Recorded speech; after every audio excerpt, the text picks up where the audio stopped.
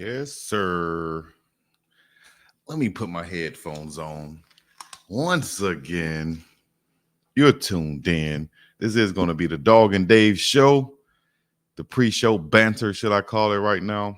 As we're just letting everybody get up in this thing, man. Of course, we got Colorado going to UCLA. That's going to be the big game this weekend. What's happening? Everybody out there in the Chiznaive, the chat. Got Nick Braxton. Got Nafulu out there, Jennifer, Dewey, Say Cheese, Mac ENT, Palm Tree Cabin. Everybody checking in. Y'all go ahead and get up in this thing, man. Share this thing, like this thing. Let everybody know that we here now and they old news. Bridget Maxey, shouts out to you. Appreciate you. Flyboy Brass, you already know what it is, dog. And everybody else checking in. We're going to be live in a hot second.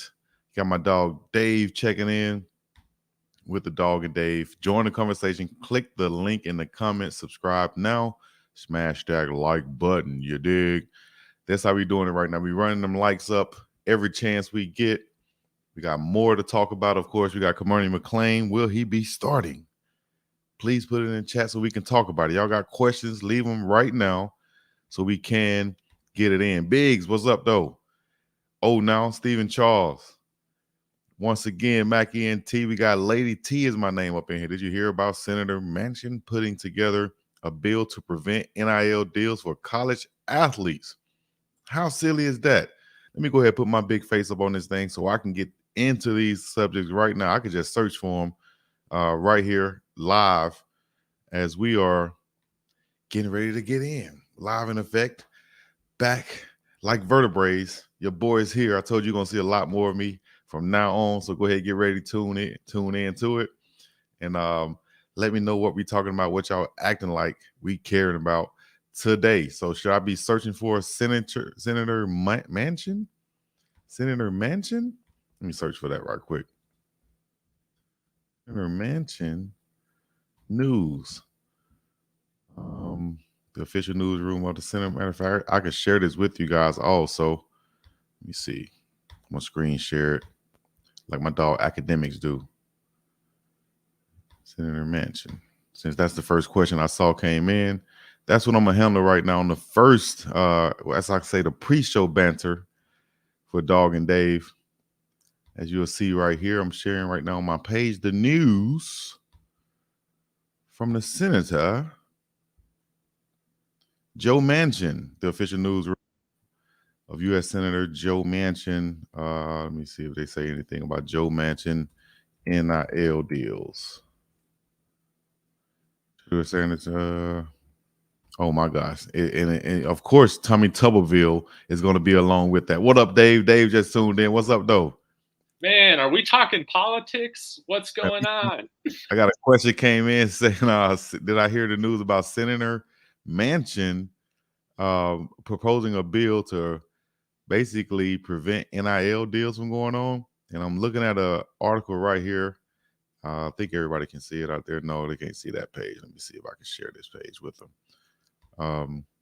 But basically, Senator Manchin, whoever that is, I don't even know. I never heard of him. But Manchin Tuberville introduced college sports bill to standardize NIL rules, regulate collectives. Of course, they want to regulate something. Somebody want to be at the top of the thing, of the food chain, so to speak, to make the decisions in their eyes. And Senator Joe Manchin and Tommy Tuberville introduced a college sports bill Tuesday that would require athletes to disclose how much money they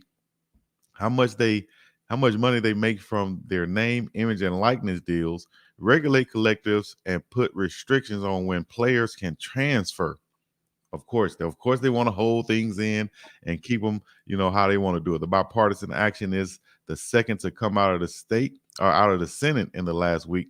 Democrats Cory Booker of New Jersey and Richard Blumenthal of Connecticut, along with Republican Jerry Moran of Kansas, put forth a draft bill of potential legislation to standardize NIL rules and provide long-term health care for college athletes.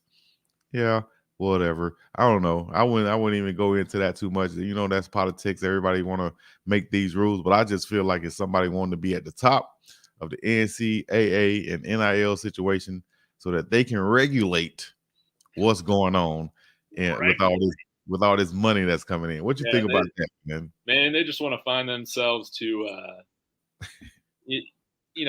find a way to get themselves to have a free cut out of all this. Yeah, so they just start making up the rules and all this. Like, with professional sports, I get it, whatever. But, yeah, like salary cap and those sorts of things. But we're talking about endorsement deals, and they technically are endorsement deals. You don't see LeBron. He's never disclosed his Nike deal. We know reportedly what that is, but it's like, I just think all this is ridiculous. I love that players are getting paid. I think it's interesting sometimes when you hear about the money that's reportedly thrown around with players.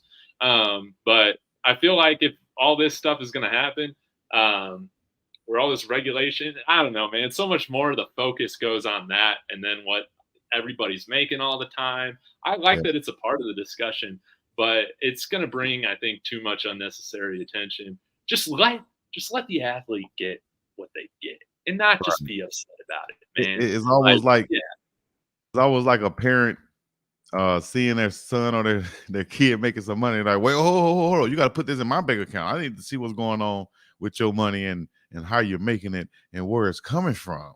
So they want to come and try to overthrow and take over things of that nature. I don't know if that would be the right move of it. Do they need some type of governing body? I don't know. That's up for debate. I think it should be individuals take care of individuals. If y'all want to educate them in a certain way on how they can do certain things, then educate them. But I don't think it's no situation where you should be regulating the whole process and saying that it should go like this. If it doesn't go like this, then da da da da. That's all. Yeah, I ain't with it. If they're going to be doing that, they need to be giving these players 401ks. They need to be giving them all sorts of benefits. Health insurance for life, like they do with the NFL after you reach a certain threshold of playing games. There needs to be pensions, all this. That's what I would argue for. If they're going to say that this whole thing, you're going to have to report this and we're going to regulate how much you can make and all of that, well, then you got to pay up more long-term. But hopefully it doesn't come to that. This is a true statement right here by Bridget. Says politics impacts everything from the air we breathe to the water we drink. You already know how it affects sports. I agree with that. I heard someone say before that they're up making decisions while a lot of people are asleep. You know what I mean? On the West Coast, they're up making decisions on the East Coast about politics. About everyday things in our lives that affects us, even though a lot of times we don't even see it. But moving on, hopefully it won't affect this game that's coming up this weekend. Colorado headed to the Rose Bowl in Pasadena. Pasadena, where you at? Pasadena, California. And big game, man. You got a tough defense that UCLA is presenting and a tough run game. Not sure for sure who the quarterback will be, whether it's going to be the freshman or the kid Garbles, who came in and played pretty well from what I've seen. Some big receivers, some big linemen. What do you see in the preview for Colorado at the UCLA? Man, well, it's definitely going to be a challenge, but I think it's one that the Buffs are up for. I think that this bye week, we needed this, man. To me, I feel like kind of how I felt like going into the TCU matchup. I think that there is scenarios, and if we can just play more consistently in some different areas where we can get that upset, I think all the pressure's on UCLA to take care of business, and we're going to be going on the road, but to an environment in which I think it's going to be a Buffalo-friendly crowd out there, wouldn't you say? And yes, they run the ball really well. They stop the run incredibly well. But our run defense has improved throughout this year. That's one of the storylines that people haven't really been talking about because our defense has been carved up in different ways over the past few matchups. But I think if we get some stops, if we make life on their quarterback a little bit harder, I mean, Rawhide and I were just talking about this. Just if we can make their quarterback look like an average quarterback, not like a Heisman winner, not like a Heisman finalist. We can just play a little bit more consistently, we should be in this game to get this upset. And I think, Right. lastly, the other point that I want to get at is just we're going to have to run the ball and be committed to running the ball even against this stout team, because Shedeur is most efficient off of play action. Even if we're getting 3 yards a carry or something like that, we need to still mix in a good variation or a good amount of run plays to keep the defense honest.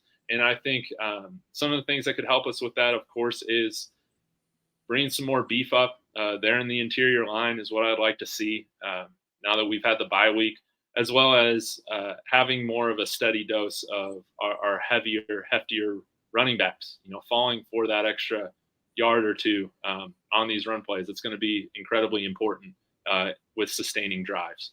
So that was a little bit, but give me your thoughts, Big Dog.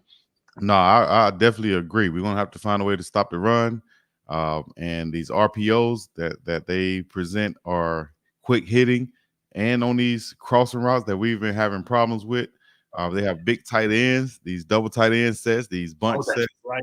to where Yeah. they run these crosses and end routes and RPOs and getting behind the linebackers, making the safety have to tackle these big tight ends. A lot of big plays that they try to go after. They try to go down the field. They're not shy about it. And I think it will present a challenge definitely on defense. We're going to have to just be aggressive for one thing. We got to be aggressive and force them to do some things, force them to be one-dimensional if we can. If we can force some second and longs, that'll be a positive for us. But I think that comes from the defensive line and the linebackers actually anticipating the plays, not sitting back there, hands on your knees in your stance, ready to go and play coming. Now your eyes, now you're trying to make a play. No, you need to be based off the film that we've watched this whole time. We need to, okay, they run this out of this formation. I'm finna shoot the gap on this one. I'm shooting the gap on it. Ready, bam, I'm going right now. You know what I'm saying? Have some instincts about yourself instead of sitting back, reacting and catching all this that's going to be coming to you, because these big linemen going to be coming off the ball hard. And they looking to smash something, man. They're what, 200 plus yards running the ball. They're looking to smash something. And what one thing their offensive coordinator does is they put their offensive line in position to be aggressive. The more runs, the more we can be aggressive. Now when we drop back to pass, especially in the RPOs anyway, where it's aggressive pass blocking in the first place, now on the defensive line we're playing against are a little bit on their heels. They don't know what's to come. And now they're doing exactly what I'm saying we don't need to do, and that's catching. We need to be aggressive some type of way. Proactive. No doubt.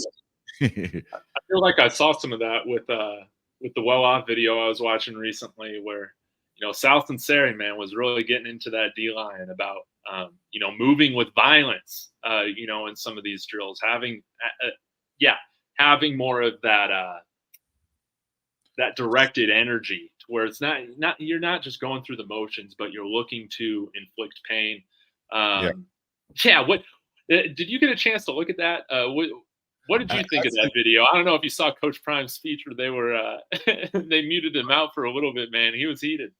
Actually, man, I've been a little bit behind on my well-off videos for the last couple of days, which is surprising because I usually be reacting to each and every video they drop right along with them, but I've been in a different situation right now, kind of moving back and forth. Now I'm kind of got my makeshift self set up going, so I'm ready to go. You might see a lot more well-off reactions coming soon, so we'll see.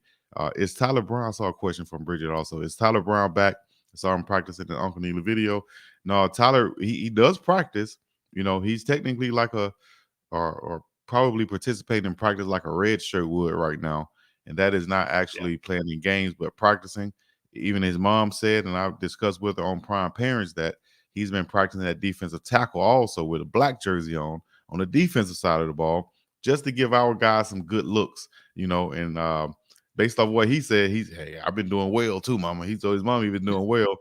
And I even asked Neely personally on a DM on Instagram or whatever. I was like, yo, I see on your video, this was a couple weeks ago, I see on your video, there's a big old dude in the background in the black jersey. I can't tell who it is, but who is that big guy, man? He got number 90 on. He's not on the roster. Who is that?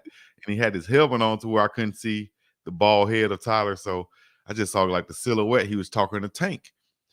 I said, man, who is that? Neely hit me back kind of like with a laugh. Ha, man, that's Tyler Brown, man. You know who that is. He's on defense now, playing some defense just to give us a look. I went crazy. I was like, damn, them the type of monsters we need at D tackle. Tyler he looked the part at the D tackle position with that number 90 on, man. So for sure, free to rock. He on scout We team need some right more now. 315-pound and above guys up there on the defensive line, man. For sure. Big, massive, long arm guys, hard to move guys. You know what I'm saying? Yeah. That's what we need in that defensive tackle position, a lot more of. I like what I'm seeing though, production wise or improvement wise. Yeah. From a guy like I keep saying it, so big Chaz Wallace, who came over from Old Dominion. I like what Chaz has been doing in the short spurts that he's had to get in the game. But the guys that are in there, my guy Moneybag, my guy D Mac, Shane Cokes, Mari McNeil, Leonard Payne Jr. We need y'all to really ball out these next 5 games, dog. We need to be calling y'all name. We need y'all to step up and lead the way, because if they don't show up, if they're not leading the way, if they're not the big ballers that we know they can be, then we're not going to have much of a chance. You know, it's going to be all on Shedeur then. You know what I'm saying? And we can't just keep leaving things on Shedeur Sanders. What do you think about our defense and how we're looking coming into this game versus UCLA? Yeah, I think I feel a little bit more confident than maybe some of the people do. I think that like what has been a pain, for this defense over the last couple games, and we saw this in the second half against Stanford, has just been so many of the substitution issues, dumb personal fouls taken that have extended drives, a lot of things that you can mentally correct in order to give yourself, a chance to have more success. I am hopeful that with these 2 weeks off, that we're gonna see a lot of those dumb mistakes, whether they're being baited into penalties, not having the right amount of guys on the field. Those things can be corrected. And when those things go on, then you're thinking about other things that you shouldn't be thinking about. You're thinking more than, operating off of instinct. And with our defense having improved again, with stopping the run, I'm hopeful that we can have some success. And then with that, we've solved the crossing route issues. We've solved stopping some of these slant plays, that we should not be getting beat on. I think some of this could help with having, if, Cormani is getting the start, and maybe we're just playing tighter coverage with, whoever we have out there in pass coverage, but, playing a little bit more press, not allowing these guys to get the space that they need for the quarterback to just drop back and get rid of it. Those sorts of things is what I'd like to see. But I don't know how you feel about this, Big Dog, but with how many defensive substitutions that we've had, constantly shifting guys in and out, do you think we might see less of that? I think that was something that kind of led to a lot of the 12-man issues that we had against Stanford. Well, I think that's a necessity. I think we have to be shifting in and out. What has to be under control is the way and the process that we do that, to where we're not getting penalties for shifting and substituting guys out. That's no excuse for that when there's so many people on the sideline who this can be your job, coach, coach GA, coach, whoever, with not putting a name on anybody, but this could be your job, dog. Count out the punt team. Count out the kickoff team. Count out the kick return team. Know how many guys are on the field who's supposed to be on that team. If there is a guy out there on the field that's supposed to be on your kick team that you have coming up, have his substitute, his backup on deck, ready to go. There's no need for that to be a problem for substituting. But from my experience, it's always a problem on the sideline for some reason. It's always a problem. It's not. It's not. It seemed to be one of those things that's just not easy to do, to get 11 guys riled up on the sideline and then wrangled up on the sideline, then go in. For some reason, somebody's over there forgot his helmet. He's not in there, forgot his mouthpiece. he ran off the field when he was supposed to stay on the field. He didn't tell his sub that to get him because he's coming off. His sub forgot that he told him to go get him. Yeah. It's so many things that goes on when, like I said, though, it should be one or two guys on that sideline, maybe some strength coaches, assistant strength coaches, or assistant D-line coach, or whatever. Somebody who's not doing as much, who doesn't have that much responsibility on the sideline, to be over there and getting the guys up together, man. And those are some things you also can practice on the sideline too. Situational practices. Yeah. But Big Dog, I want to ask you a little bit more about that with your playing experience, because I know with myself, it's easy for me to say when I'm watching the games, or if I were to ever be up in the press box, or like when I'm watching from the stands, I can count out the 12 guys. But as somebody with ADHD, I feel like if I was a player on the sidelines, man, it would be so easily for me to just get distracted about this, that, whatever. Yeah. When you are on the sidelines, man, like what is those things? Because you are supposed to be locked in, understanding who you're replacing or whatever, or what packages you're in for. But what are the things that go on that just get you easily distracted, man? Because it happens, man, for teams every week. Great question, but man, it could be a plethora of things that can get you distracted on the sideline when you're supposed to be straight up full eyes and ears directly on the game and focusing in on the game, the plays that's happening, everything. You should be locked in. Everybody should be locked in. But of course, you got to think about it now. How many guys are actually going to play in a game, right? How many guys know that they're actually in a position that they might what are you talking about? How many guys are actually in a position that they might know that they're going to get called on to get in the game, right? So you have a percentage of those guys who are there, who are locked in, who are ready to get in. Then you got a percentage of guys who just got the uniform on. They know there ain't no chance of them that's going to get that they're going to get in the game. So they're back there twiddling fingers, talking, blowing bubbles, looking at the crowd. Damn, did you see her? I wonder if old girl here, celebrity over there. And it's a whole bunch of things going on to where they could be locked into the game also, and they could be helping out also, to be honest. Yeah. You know what I mean? So, and then you have another tier behind that is a group of guys who are not dressed. So they might just have on their jersey. They might just have on a collared shirt or in sweatpants, team issue gear. They're not dressed at all. So who knows what they're talking about and what they're looking at in the stands and what they're distracted about. So there's a lot of things that can happen on the sideline. That's why you have some of those coaches that should be over there saying, hey, man, stay focused. You got to be in. You got an assistant defensive coach that should be saying, hey, linebackers, y'all stay next to Coach Hart. Because if somebody get hurt, Coach Hart don't need to be looking for, hey, where's Ham? Where's Bentley? Where's Pearson? Where's DK? No. He turned to his left. He turned to his right. He see all of his linebackers right there. That's why they should be staying with him. Same thing with the tight ends. Each position should be staying around their coach. So there's nobody looking for them. Your helmet should be in your hand or either on your head. So many things that can go on, man, to where guys just miscommunicate about subbing and everything. And that's why we just need more of these unpaid quality control interns, type of things. Is that are equipment managers? Are they also kind of responsible for this on certain teams? For these managers probably will have certain duties to do. A guy like Smitty will be making sure Coach Prime is straight. He won't be over there handling no small stuff. I'm sure he'll be making sure Coach Prime, if he have any problems with his headphones, Smitty is there to find a way to get that fixed, or he got an equipment guy for, that's what it's for. If Coach Prime, whatever, Smitty is there to make sure that there's no drop off. But his assistants and other, like I said, it's assistants to assistants out there, and a lot of them. And I'm not just talking about Colorado. This is football, period. A lot of them be just enjoying the game. This is their time to.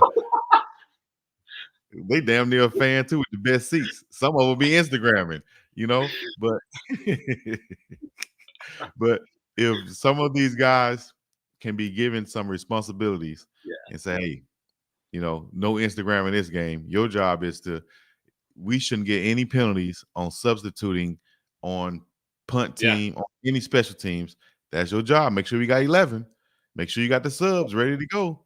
And that'll kind of it's almost like when you have teachers in the classroom, like to students, if you have a high ratio of students, then a lot of times the teacher, some students might get out of control. One teacher can't handle 37 kids. It's better to have two teachers in there, right? So if you can give these assistants a group to handle and to be look after, so to speak, now you got this assistant herding 8 to 10 players, 8 to 11 players or whatever, and he's watching over them. Now you got this other assistant, they're watching over this special teams, and they got a list of who they have and their backups. It's a whole lot of things you can do to eliminate that problem, in my opinion, because I've seen it happen over and over again. It's crazy. I've been one of those guys,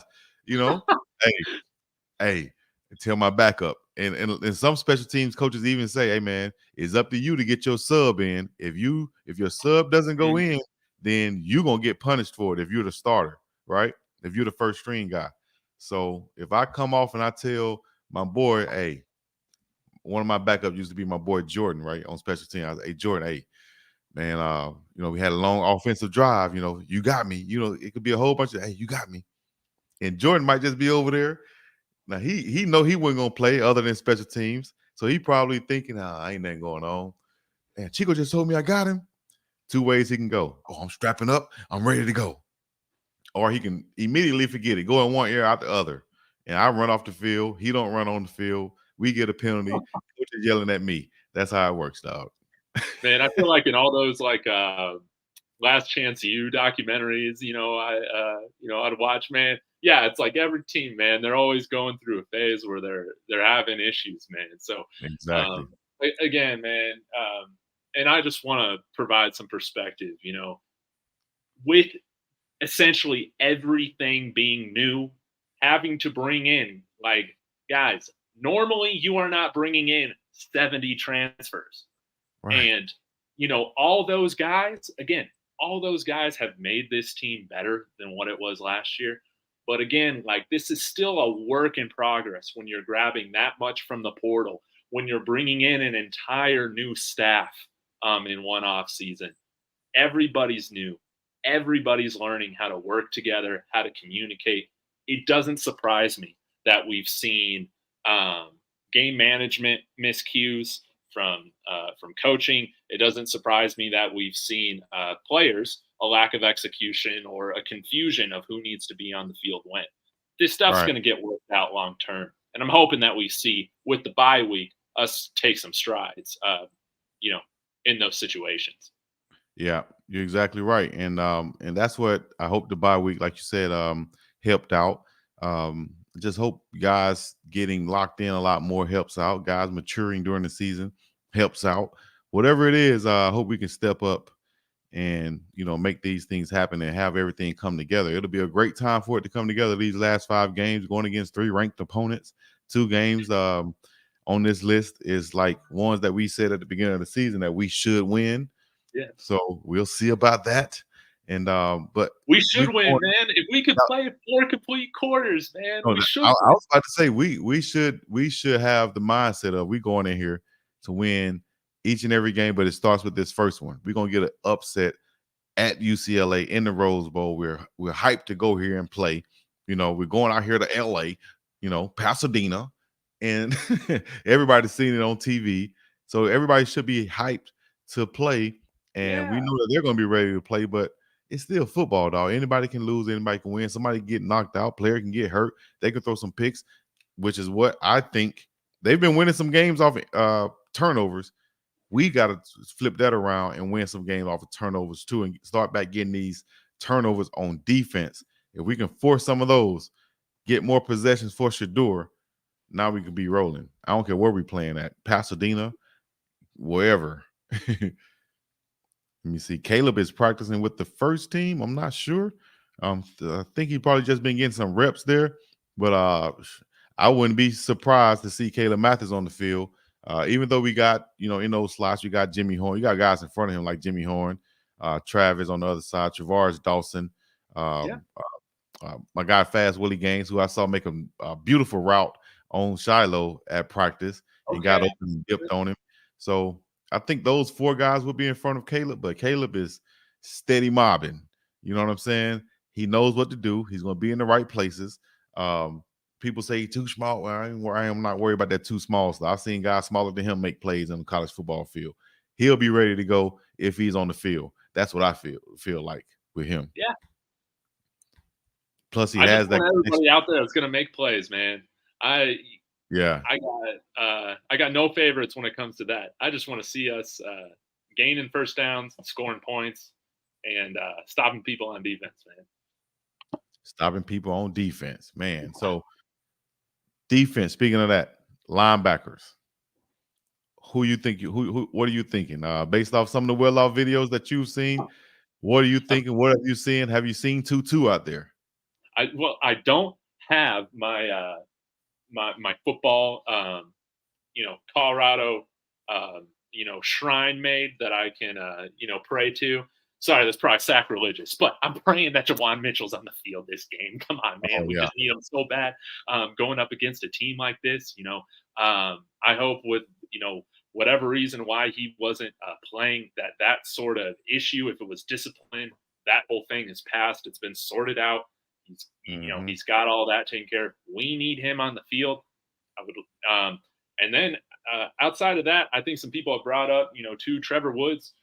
He could possibly, help with some of this coverage of eliminating getting burned on the shallow crossers, and all of that. But, maybe this is a time for Brandon Gant, Demoy Kennedy to really step up. Maybe we might see some more linebackers play in packages with them throwing out kind of dual tight end packages. Again, they got a 6'7" tight end.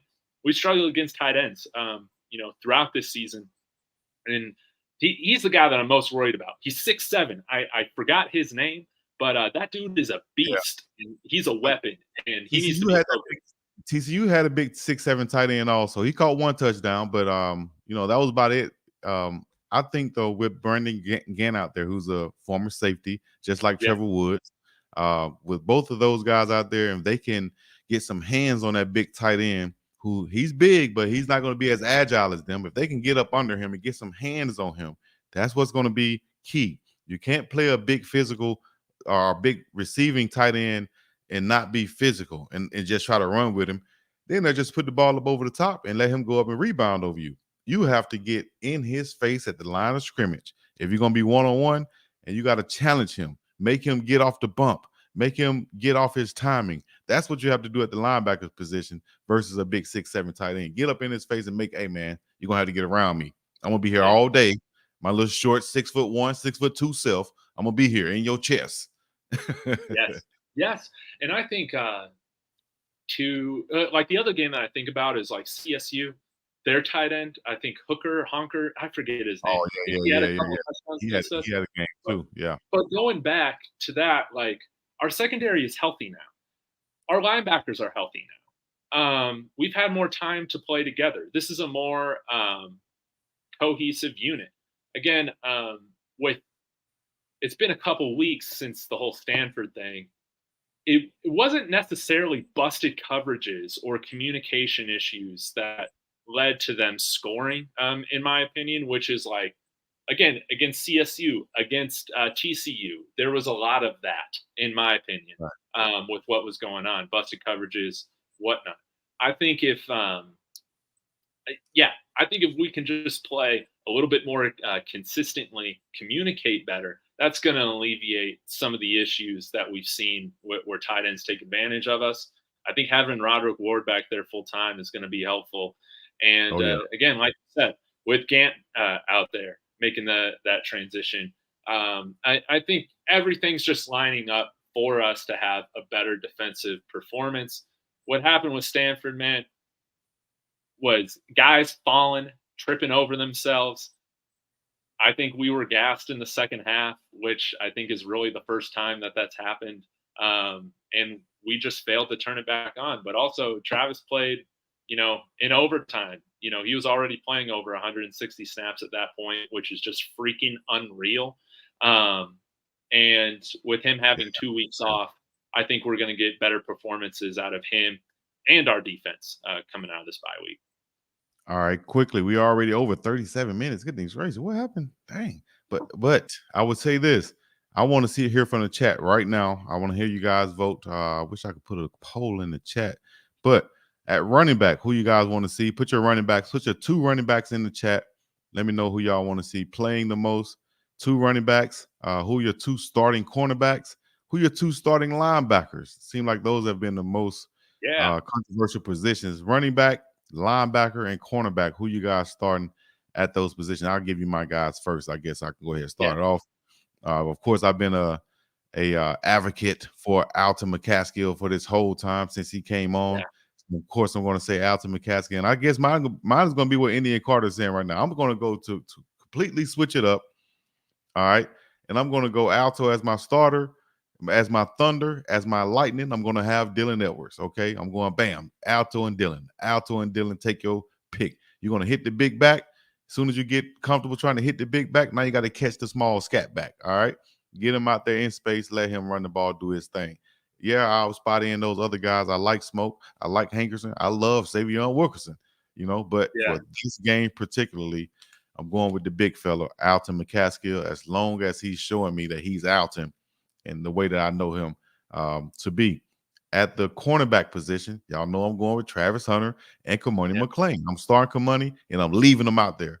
Play ball, get ran over, get burned, do whatever you got to do, dog. But I feel like at some point you'll break up out of that shell, and a pick will come with that.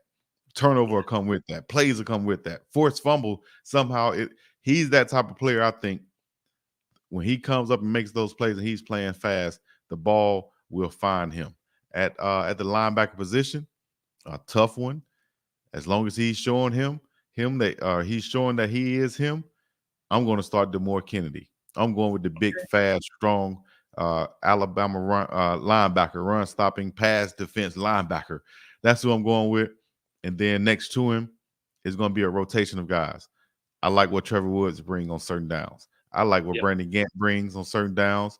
I'm not a hater of Levante Bentley. Also, Marvin Ham. All of them can do certain things, but what I'm doing is I'm playing them in certain situations. Yes. I'm that coach to sub in and sub out. You better be next to me. Go in, go out. You better be next. Hey, it's third and short. Oh, he bet on third and short. Hey, come out. Go in. B Gant, come out. Go in. Trevor, whatever.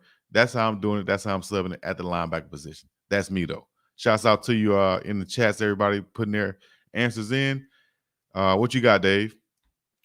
Man, I think a lot of what you said. I think specifically with the secondary, I would like to see, I think, less substitution, out there.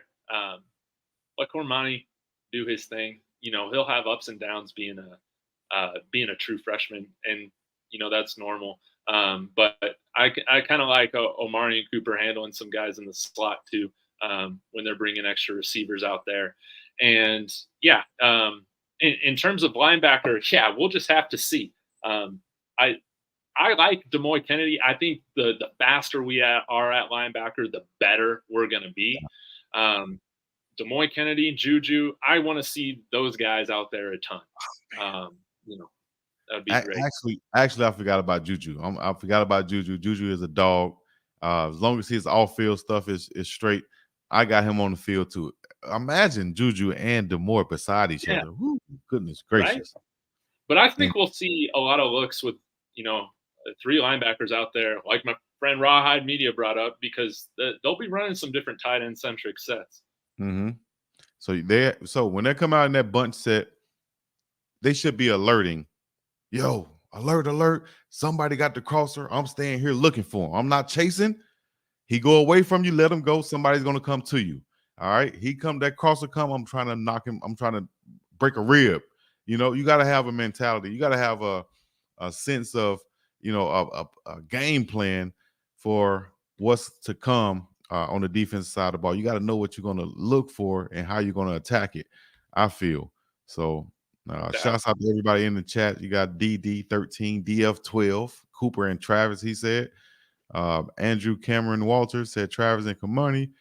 My dog T Webster, more dumps to Dylan. He can turn check down into a 70-yard TD. Exactly. That's what I think too. So have him a lot more. Get him in space is what I'm looking for. The more Kennedy and Brandon Gannon linebacker.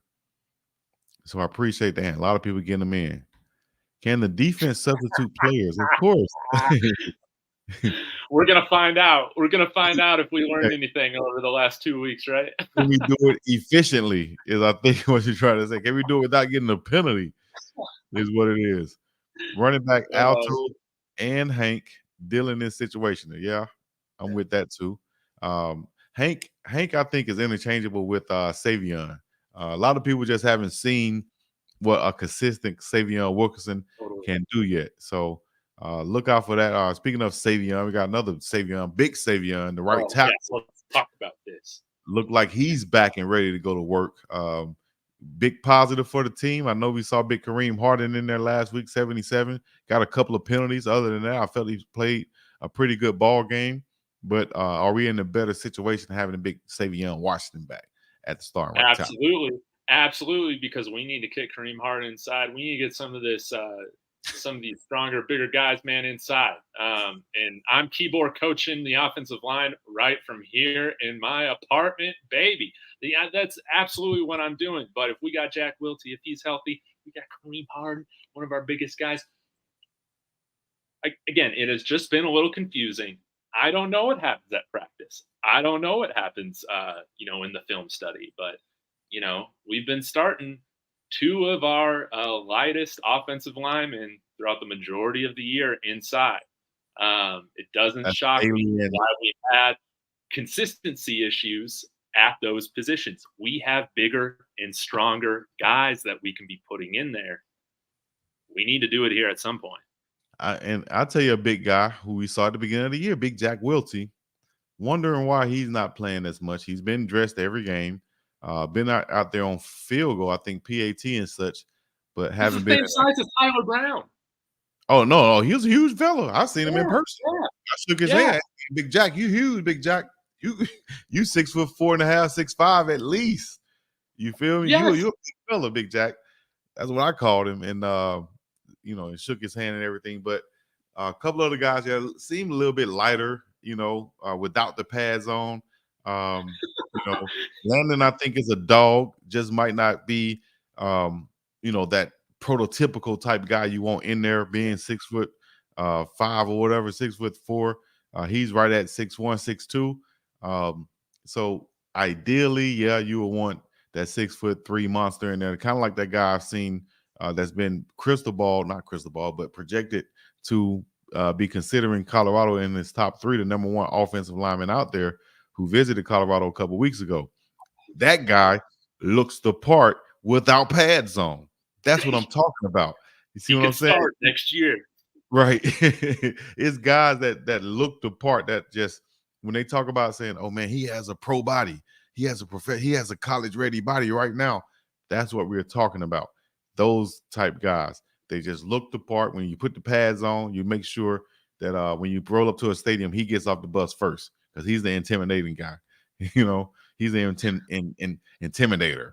You know what I mean? So we got 333. Shouts out to that. All threes as far as 335 now. Listening in, tuned in on the live on this side. I know we're broadcasting live also on David Talks Buffs, and we only have on my side 70 likes. Man, y'all better do something to run them likes up one time. All you got to do is hit the like button. That's what you got to do. Hit that like button and run them likes. Let's go ahead and get to 100 real quick. Next time I glance over here, let that thing be at 100. All right. If you haven't hit it, go ahead, hit the like button, hit the subscribe, comment, and all the other good stuff. Let me see here. Another comment said, Big Cool. Big Cool. That was my roommate name in college, former tight end Cedric Hampton. Said, Big Cool. He said, Tank needs to sit and give someone else a chance. It ain't that. What about Kareem Harden? I don't know. Yeah, Kareem played on the right side. Could he play on the left side? Who knows? We'll see. I know Big Jotta's been the backup left tackle. Reggie Young been penciled in at left tackle also. We've seen him on the right side. So, man, we got to cut down on the sacks. I think the way that we can cut down on the sacks is quick passes, misdirectional plays. Man, I've been seeing on Instagram and Twitter so much these plays been popping up. These misdirectional plays, these look like old school wing T type plays, but it's out of the traditional or more modern formation. So you see Tyreek Hill going in motion, Tua spinning around, handing the ball to him and faking it to the. We need some of that. We need some Yes, direction. more misdirection. Get Yeah, this defense feeling. Remember how anxious every single freaking third down and fourth down was for us against Arizona State? I mean, they were doing it to the max, man. Having all of these different shifts, whatnot. We just incorporated a little bit of that. It's going to help keep the defense on their heels a little bit, you know? I think we had Travis, or I'm sorry, Travis, Xavier Weaver scored twice off of end around kind of plays where we had some motion and you had guys pulling on the other way, and we need that. We scored on it. Incorporate that more in your offense. We could do that in between the 20s, also in the middle of the field. Also, run those plays, and that would give Jimmy Horn Jr., Travis Hunter, Xavier Weaver, Dylan Edwards, all of our quick, fast guys, the ball in space. Dawson Gaines, give them the ball in space. Let them make moves, kind of like backyard football now. Let them do their thing. No doubt. No doubt. And I think, again, I was looking this up, Big Dog. That's why I'm kind of looking over here. But yeah, let's just get some of our bigger, stronger guys, man, in there. I mean, Kareem Harden, 315-pound guy, 6'5". Savion Washington's coming back, 6'8", 320. That's that's really helpful. Let's see what Jeremiah McCrinnon is here. 305. He's bigger than both of our starting offensive guards right now. Forgot about Jeremiah McCrinnon, man. He's out there looking good too in workouts I've seen. Hopefully he get a chance at some point. Yeah. I mean, we got enough size. Isaiah Jada, man, another guy who's 300 pounds. Yeah. We can put in there. If we could just get us, just a little bit more of a push, man, up front. All that misdirection, all that stuff, man, it's going to work even better. Exactly. Even who's the guy? Big David Connor. Shouts out to Big Dave. He's like a week away from getting back on the field now after that pec injury earlier in the season. He's a big interior lineman who can really help out once he comes back. He's young, 3-4 years left. I'm excited about him. Also, they made some changes to the O-line and Stafford game. Hopefully, hoping to return of Savion helps more. Yeah, I agree. Take Dylan out and put Big back in if you need speed, run split, Jimmy in the backfield. But you know what?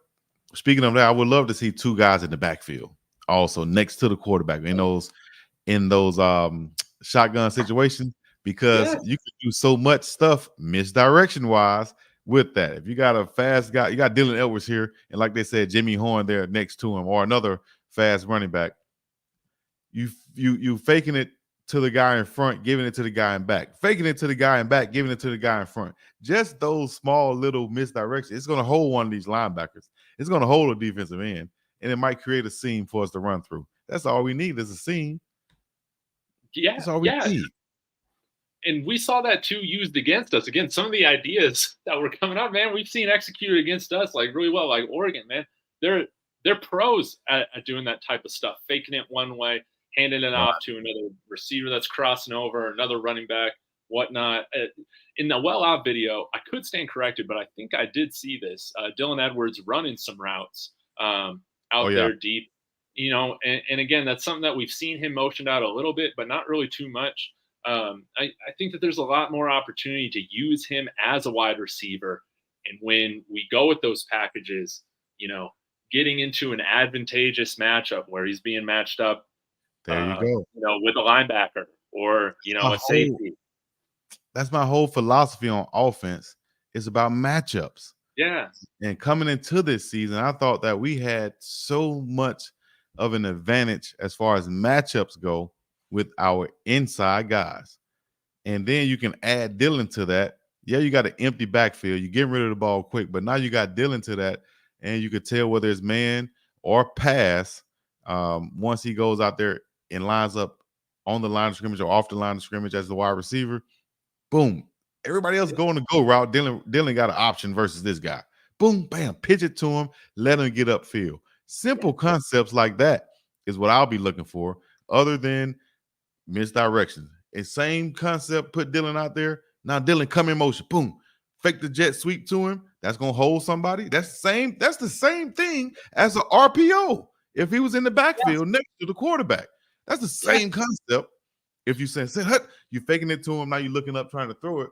All right, let's hold off on that. Dylan, go out there wide, make them adjust on defense. Now come in motion. So essentially, you're in the same space that you would have been in at the snap had you been next to the quarterback. Okay, same play, different concept. Boom, fake it to him. Shedeur doing the same thing. Shedeur is doing the same thing, but the defense is seeing what? Something different. Come on, man.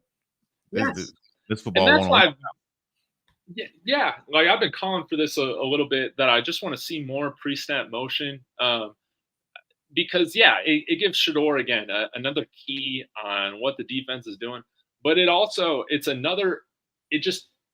puts the defense in the position where they have to think one more time before the ball snaps, and that can lead to other coverage miscommunications issues, chances for big plays to happen when you're continuing to do that. But I think one thing that just hasn't been serving us well at certain spurts is just lining up and just snapping the ball right after that with kind of how we've lined up. I understand you can't do a ton of pre-snap. Well, I guess you could if you're still running a bunch of hurry up, getting to the line quick, and then moving forward. But I would just like to see a little bit more of that. Just putting the pressure on the defense, man, to make sure that they're all lined up. They have their pressure on the defense. They have their stuff together, man. Put pressure on them. Make them make more decisions every play. Exactly. Speaking of defense, let's go to our defense again and again. 53 minutes after the hour, going right into 54. About 6 minutes left. Unless we want to take it longer, depends on how the comments coming in, how you guys rolling in. Y'all keep them comments coming, and we can hold on for a little bit longer. Dog and Dave, once again, man. Dog coming in straight from the middle of the ocean. Dave coming in from the middle of Colorado. You know what I'm saying? Where it's colder. And I would love to say this. Well, actually, it's not even colder right now. It's been pretty good for October, based on what I've heard. But Big Dog, I gotta tell you, man, we got a 30% chance of snow on Saturday or on Sunday, so we'll see how it goes. But okay, but it's coming in on my birthday. I keep forgetting to say it's my birthday week. Somebody told me to say it's birthday week. Birthday will be Sunday. It's going down on the 29th. I'll be doing something in a major way. Don't know what it'll be yet, but something. So I appreciate that, man, for this birthday weekend, getting ready to go down. Hopefully we can get a big win versus UCLA.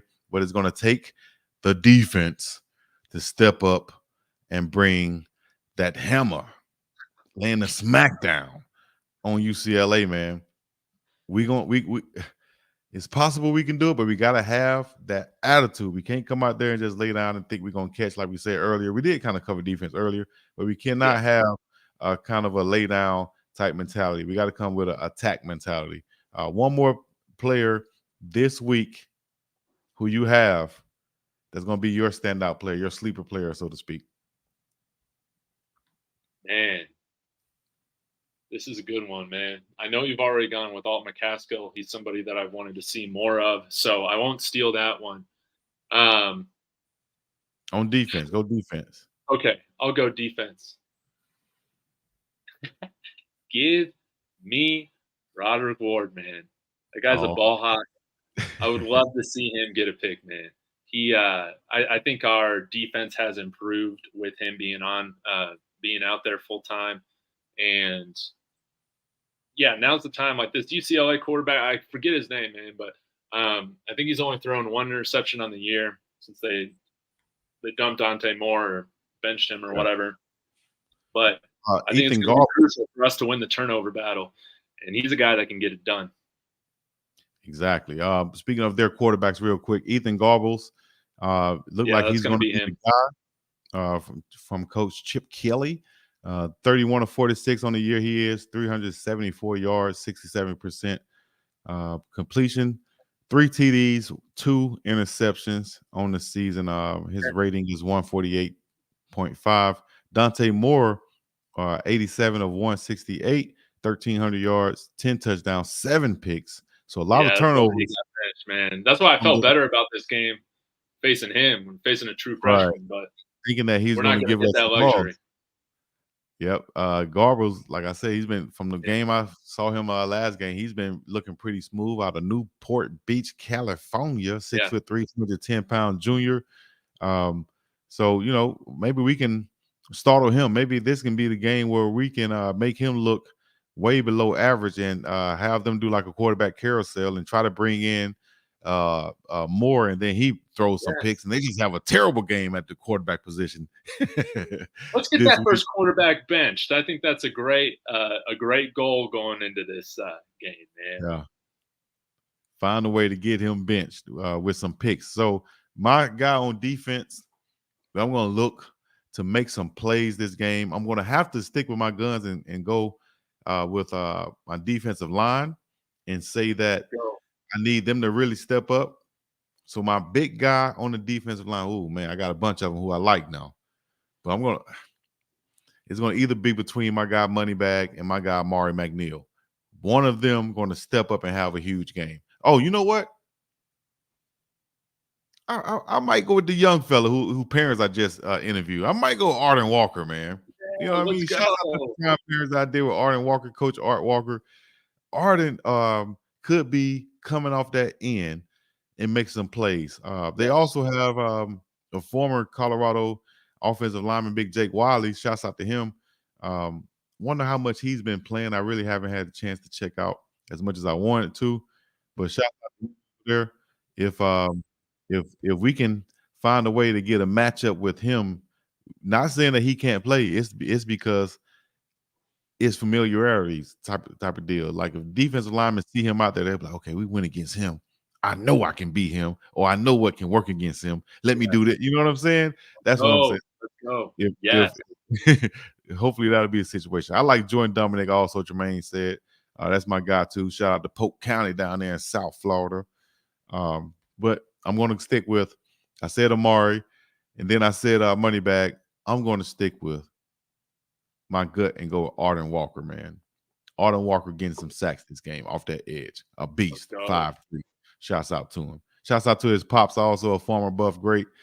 Big Art Walker, number 83 he wore back in them H-Town boys. He gave me a little introduction on. So shouts out to him. Brian said Caleb is getting first team reps once again. Let me see. I'm reading some of these comments. Have we gotten to 100 likes yet? What y'all waiting on? We at 98? 98? Man, 98. They're going to leave us on 98? Come on, before this. Get a super chat. Oh, we got 8 seconds. Oh, yeah, we did get a super chat, didn't I? I didn't even, I had it on the screen, but I think I went past. Let me shout out this super chat once again. Kapayahu, I think that's his name. Kapayahu. Saucy T. Travis needs to play defense and come on. Offense on third down package. Man, y'all Hey, man, he's pretty good if he's not, playing 160 snaps right after rehabbing from a liver injury. Right.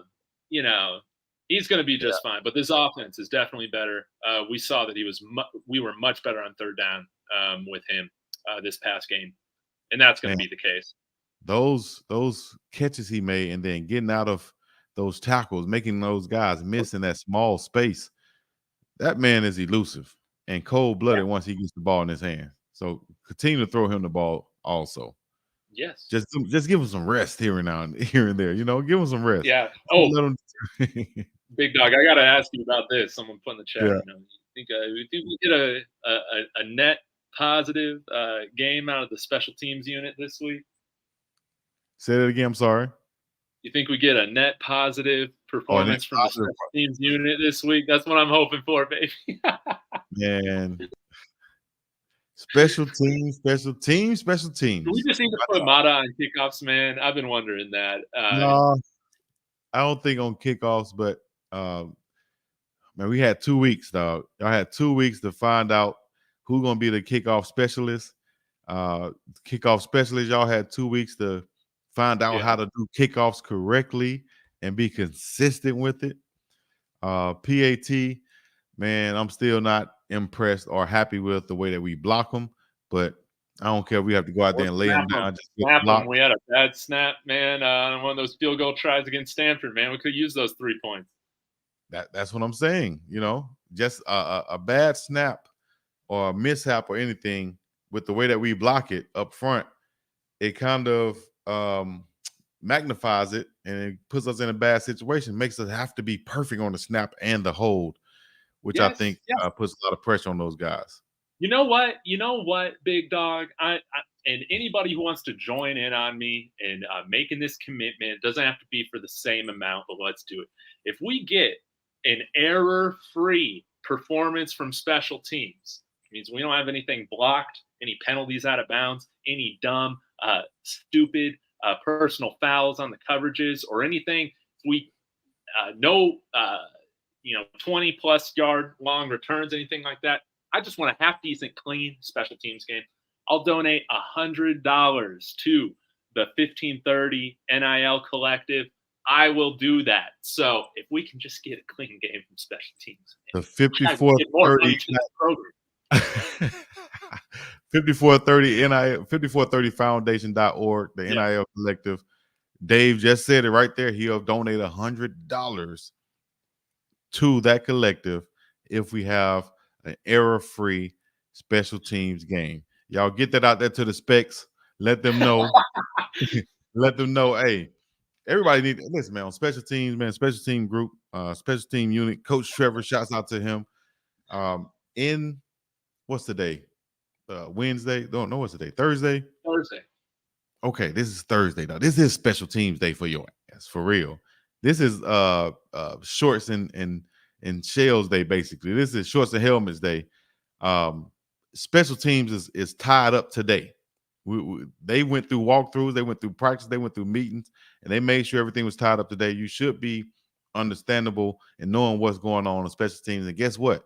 On Friday, or actually we get there today, probably LA, on Friday, after we get to the hotel, we're going to have another special teams meeting along with all the other meetings, but we're going to definitely meet that special teams group. And we're going to get in this meeting room and we're going to say, everybody's going to stand up. All the starters stand up. Everybody stand up. All right. Let's say if smoke go down, stand up. Backup should stand up immediately. Soon as smoke sit down, our backup stands up. Okay. You got him. 5, 6, or whatever your number is. You got smoke. If smoke ever comes off the field, it's up to you to keep your eye on him and to make sure that he is in the game doing what he's supposed to do. All right, everybody in this special team meeting, first guy stand up. Let's see, what if you go down? Who's your backup? Backup stands up. You go down, back up. You do that with every player until you go through all the players and you got all the backups. So we should have at least, at the most, 22 guys following around the special teams coach throughout this game, getting ready for it, man. We're talking about special teams coach. That's what I'm talking about. I don't want to talk any negative things about special teams next week, man. I'm sick of having to talk about it, man. So, I'll put $100 to the foundation. If we have just a clean game, come on, that'll be a lot of fun, a lot of motivation. All right, let me see what is my donation going to be to the foundation for this game. If my guy, like I called out, if my guy Arden Walker has, I think I said he's going to have about 3 sack game, 2.5 sack game. So I'm going to go ahead and say that's a huge game. That's a humongous, and that's going to put him on the map like a mug, right? Let's say if he have a 1.5 sacks. I'm just going to say a 1.5 sacks, right? 1.5 sacks, and I got to donate also. I'm matching your donation of $100. We're going in 5430 Foundation, 5430 Foundation. We're going to be donating to on those causes. So mine is Arden Walker. Dave's is on the special teams. Y'all let me know in the comments if y'all going to come or give also, which y'all should be giving. 5430 Foundation, give back and give, because the school can't support these NIL deals. It has to be a collective and such that's supporting these NIL deals and whatever else for the teams. All right. I started Big Dog with with Antoine Walker's commitment, I just decided to do $25 for every 25 commit that we get. Yeah. Okay. And Makes all sense. that. So we'll see how that goes, and I guess I'll do that with the 24 class for 24 as well. So I think that would be kind of nice. Let's see if we get some more donations to join in with us, because we just got September Boulevard say, I'll donate 25. I got bills due, laugh out loud. 25 is great. 25 is great. We'll take that. yeah. We don't mind getting the type of money that jingles, but we'd rather get the type that folds. Shout out to Lisa McDowell. So These big time donors, they look at the amount of people that's donating, not necessarily, the lump sum of everything, but it's like, do we have 5,000 people donating to this every month, type of thing. People are going to take notice. And then all those rich people, man, they're going to be like, well, I feel good about putting my money to this because we got commitment from the grassroots level. You know what I'm saying? Right. So, man, how many people we have on here right now? We got 134 likes. Shouts out to you guys again. It's over 100. 327 people watching. If y'all just gave $1, that's $327 given to them. I'll do 25 with my guy. Cormani gets his pick 6 before the season ends. All right, we'll take that, Cheyenne. One more time. Geniality said 2 defensive picks and at least 1 defensive touchdown. She'll give 25. Nice. Big night, guys. Alpine Garage Sports. Shouts out to you. My dog Chris out there doing his thing in the Big CO, Colorado. Big LT checking in from Texas, man.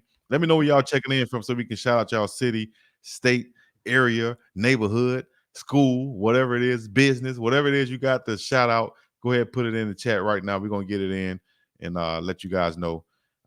Also, support the players by going to, what is it, ColoradoNIL.com, I think it is, something like that. Just go type in Colorado NIL and it should come up. You can find the players' jerseys and such. Some of that money goes to them. So let's support them. That's the way you can support them also. Everybody good? Let's keep dropping those 25s. All right. Shiloh and Cam get a pick. I'll donate. Patricia said. We can have a party. we can have a party, man, when all this stuff happens. It'll be a lot of fun. Dubai checking in. Little Rock, Arkansas.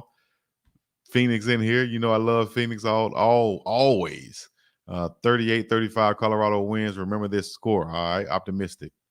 $100. Chris E said, if CU run up that score, I want at least 2 TDs in each quarter. Erie, Pennsylvania. All right. Erie, Penn. Yo, Creole said, I would donate 50 for every remaining game when CU running backs have 100-yard game. Quarterbacks runs are not included. Okay. Dang, you trying to keep your 50. Well, I think we can. We're out to McCaskill. Watch.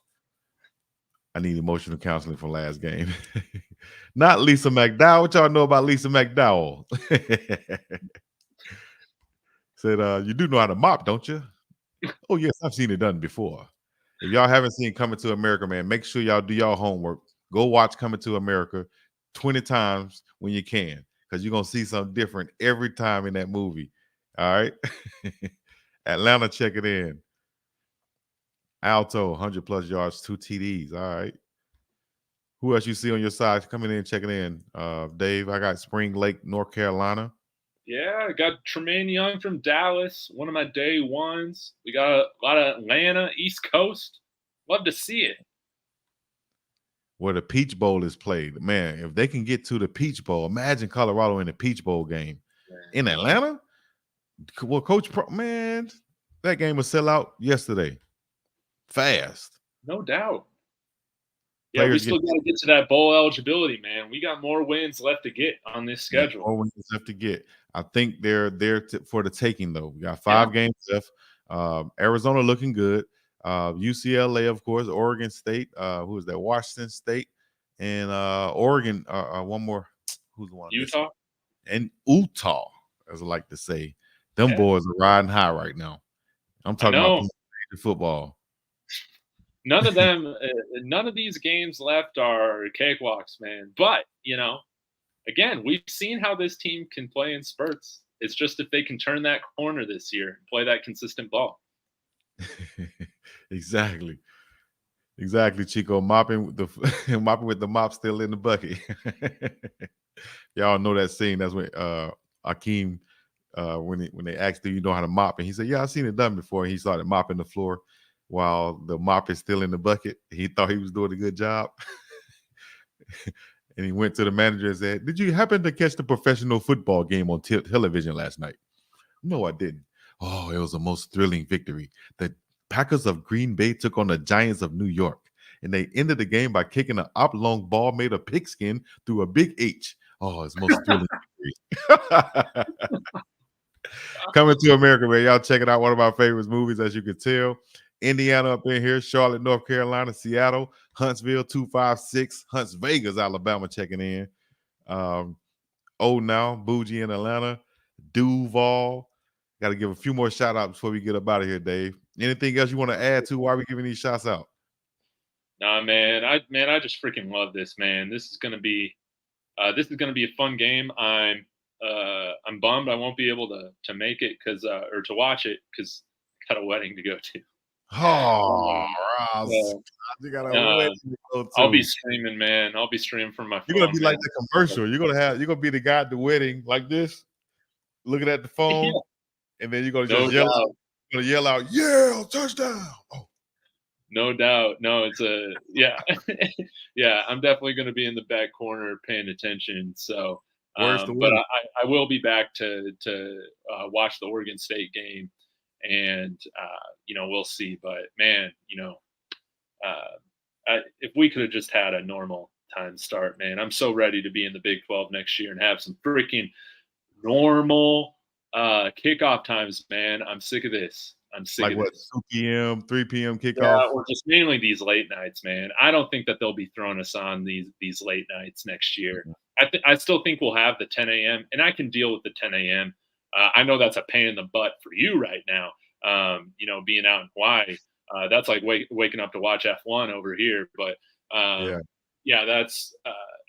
I'm sick of it. I'm ready for it to be done. Coach Prime, he was speaking from his heart. I'm so ready to be out of this conference, man. Comes these 8 p.m. kickoffs, man. I'm over it. You got people on the East Coast having to stay up late just to try to watch CU game, knowing that they want to, but I think that cuts into the ratings even more. It could be even higher had they come with a better kickoff time to start with everybody in mind. Oh, and I guess I do want to clarify. It is a 6:30 Central or 5:30 this week, but the following week, Oregon State, that's at 8 o'clock. But wait, it's 6:30. 6:30 Central, 7:30 Eastern Standard Time, 6:30 Central, 5:30 Mountain Time. Yeah. So that's about 1:30 my time. So a lot better for me. I'll take that all day. So I guess with this wedding, if it was an 8 p.m. start this weekend, I would have been all right with that. But been perfect timing, got perfectly unideal timing. But it is what it is. All right, man. Go get you some Raycon earbuds out there. Shouts out to Ray. Get you some earbuds, man. Check them in, and you'll be good. If we can't win out, I see New Year's 6. Oh yeah, most definitely. Wait. Oh, they mean the New Year's if we go 9-3. Okay. Yeah. Okay. I'm sorry, I read that wrong, but yeah, definitely. Yeah. If we can do, oh man, they'll be clamoring to put Colorado in one of the biggest games because they know there's going to be the biggest draw, probably of all of them. Yes. You truly do see something new every time you watch it. Exactly. Alpine. All right. I know Dave got to get up out of this thing. Yeah. How much time you got left? I think we're out of time for Dave right now. No, it's all good, man. I stayed a little late. I enjoyed talking with you, but I do got to get running, big dog. For sure. I'm gonna stay on a little bit later while Dave check out. So go ahead, give your last parting words, Dave, right quick. Hey, I'm gonna be on for a little bit tomorrow. Not sure what time, so be sure to hit that notification bell, so you can see when I'm going live. Again, things are a little up in the air this weekend on when I'll be back for a post game, but I will be having a post game reaction for UCLA this weekend. Just have no idea when that's going to be yet. So I'll be back having regular guests on throughout the week. As always, you can find me at David Talks Buffs on Twitter and YouTube. Always appreciate you guys checking in. This is always a lot of fun. Yay. That's what it is. My dog, Dave. I appreciate you, man. I'll holler at you. All right. Hey, everybody else who's still in here, appreciate you guys checking in. But the tailgates are off the hook at an 8 a.m. game or 8 p.m. game. Chris from Alpine Garage Spot. I say that too, dog. You get out that at 8 p.m. game, I'm out there all day. It's like going golfing. This an all-day mission. It's like going hunting when you're down south. It's an all-day mission, baby. We drinking Bud Light, 10 a.m. You know what I mean? You ain't drinking for real unless you're drinking some Bud Light. You know, unless you're drinking some good old moonshine or something. What y'all know about that? You know, I'm talking about barbecuing all day. You got some good. What are y'all barbecuing at y'all tailgate in Colorado? That's what I missed when I went to the games. I really didn't tailgate like I wanted to because I got there later. So yeah, Chris, hey, that's Bud Light but I say Bud Light, but I found out that they say Bud Light where I'm from in Alabama. Say Bud Light. In Colorado, it's Coors, baby. I knew that. Them Coors Light. Where the mountains turn blue, baby.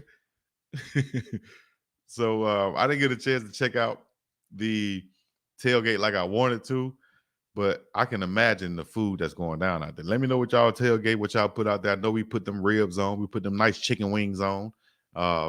What else? Got some good steakums, hamburgers, hot dogs. Some good pork and beans back in the day, baked beans.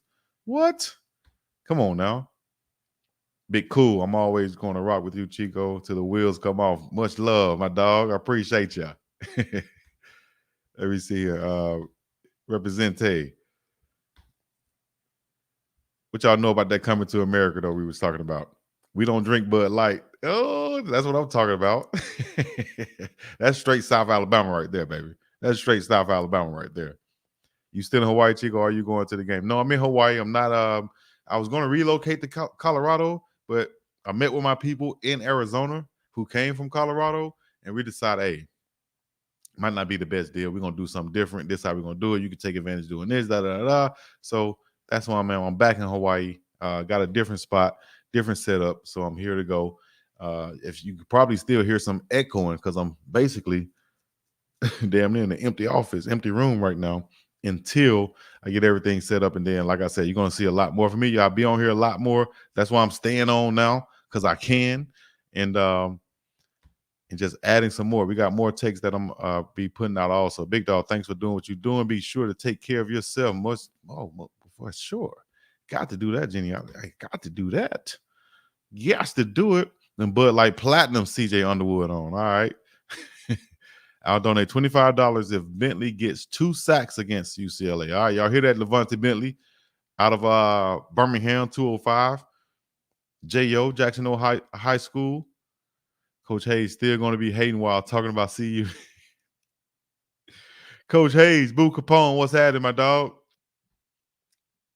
Somewhere with a Coach Hates shirt on. Hating somewhere on my dog, on my bus, man. Coach said he don't be hating. Coach said he don't be hating. He be participating. I told him we don't need no hateration or holleration in his dancery, if you know what I'm talking about. Shouts out to Mary J. Blige, queen of R&B, hip-hop soul. So what I'm going to do now is I'm going to see if I can present something to you guys from the website. And also you guys can let me know what y'all want to talk about in these comments. I'm here for you. Let's do it. And some fried Rocky Mountain oysters. Oh, man. Whew. Fried oysters? I like them straight off the grill. You know, on the half shell. Oh, man, you're talking about fire. Oysters on the half shell. You can add some hot sauce, crackers, or some lemon juice. That's what I'm talking about. But I'll tell you real quick. I went to Seattle one time a few years ago. I was in Seattle and I was excited about eating some seafood, of course. Being in Hawaii, you eat a lot of seafood. And I went to Seattle. I'm like, oh, we're still on the Pacific Northwest. We're going to smash some seafood. Man, my boy took me to this nice restaurant. We get in there. I ordered the mussels. The mussels, right? Man, I ate the mussels. I was all happy eating them. But I stood up to go use the restroom or something. I promise you, I took 2-3 steps. I think I had food poisoning. Somebody let me know what I had, but I had something, and I took 2-3 steps. Man, I never felt like I was about to die instantly. Then, and I had to go sit down, put my head on the table. You know how you take a nap in class? You put your arm on the desk like this.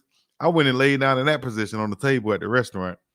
They had to come with some water, a cold towel, everything to revive me, dog. They did everything but call the ambulance after I ate those mussels. I don't know what happened. Somebody please tell me. I had to have some type of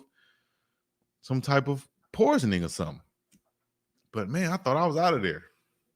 I thought I was out of there.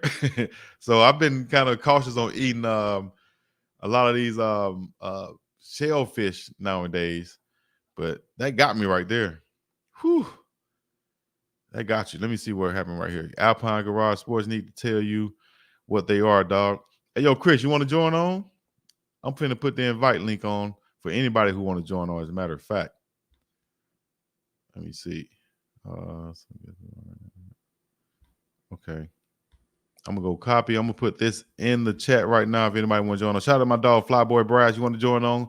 Hit the link right now in the comments. Hit the link right now in the comments to join on. See if I can get my dog Alpine Garage Sports coming on. Big dog coming from the ocean, the middle of the ocean, floating. So join on. Give a shout out to your page and let everybody know where they can follow you at right now. And, just hit that link. You can get up on that thing. Wazoo. I was about to say WAZZU. Wazoo putting 50 on the Buffs. Elite Knowledge said, all right, bet 50. I like Cam Ward. He works out with select QBs also, but bet 50. I bet you he won't. I bet you they won't put 50 up on our boys. What? Botulism is food poison. That's what it is. Food poisoning, huh? Alpine Garage Sports need to tell you what they are, dog. Not Rocky Mountain oysters. Pause. Bull balls. They are good.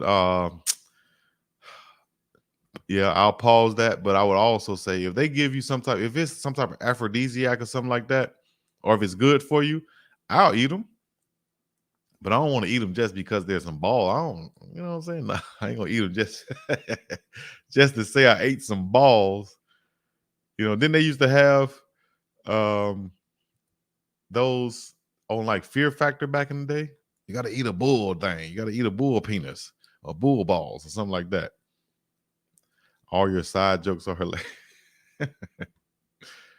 I don't even know I be telling jokes sometimes. Y'all got to tell me what be hilarious to you guys. I just be talking sometimes, man. It's just me. Hayes be telling it straight up. Y'all just can't face the facts. All right. You got a Coach Hayes cheerleader up in this thing. Give me an H. H. I got your H. I got your H. Give me an A. A. I got your.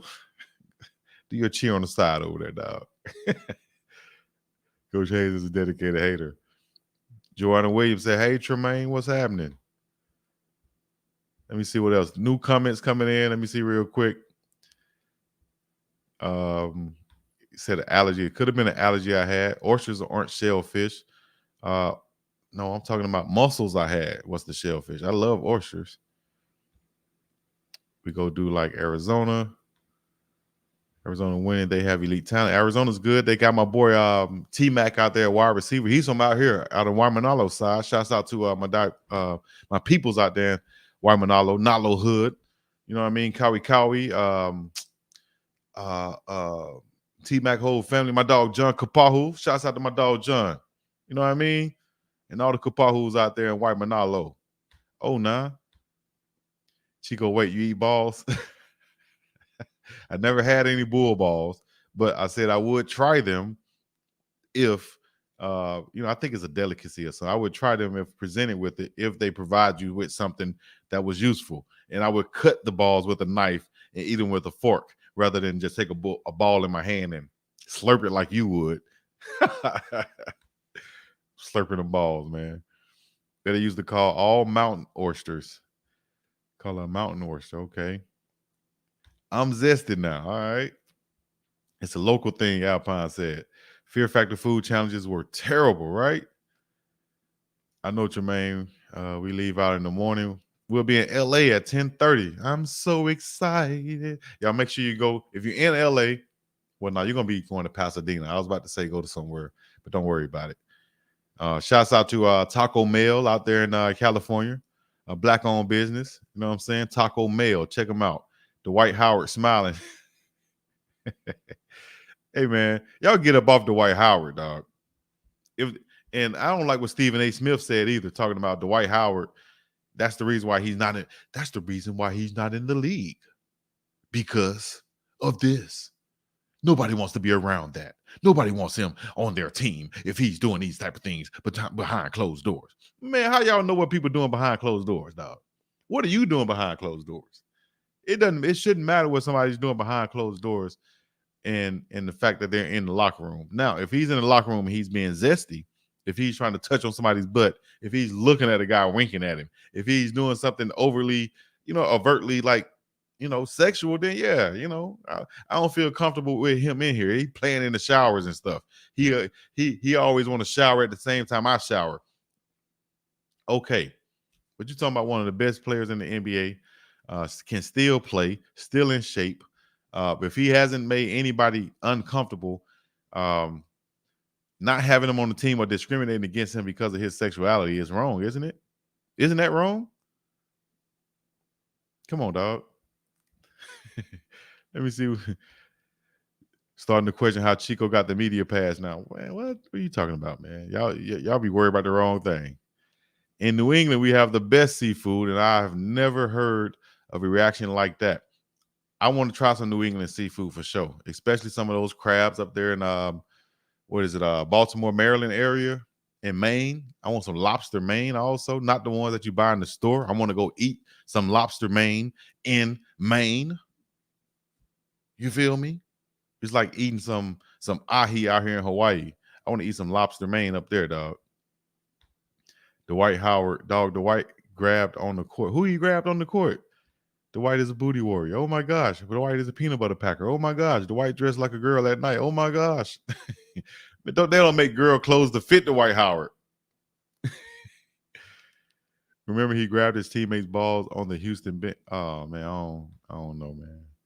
Nothing zesty in the locker room for real. 100. You can't be zesty in the locker room. That'll get you kicked out though. Getting zesty in the locker room around people who don't want you to be zesty with them. Now, if you zesty at home and we don't see you being zesty, that's on you, dog. I ain't got no problem with you. I'll slap hands, talk to you, everything. But as soon as you try to be zesty with me, I'm uncomfortable. The same way if you worked with a female and you tried to push up on her and approach her, that's sexual harassment, dog. You can't do that. What's wrong with you? I first knew about sexual harassment back in the day when my mom, I think she either sued somebody for sexual harassment or she threatened to sue somebody for sexual harassment. I was like, what is that? Oh, I don't want to get sued for that. I'll never deal with a woman in that way. You know what I'm saying? You got to be respectful. You can't be talking to no women and talking to them like a dog or a piece of meat or something, man. People got mamas and sisters and cousins and aunties and grandmas and stuff. You feel me? So I knew about that as at an early age.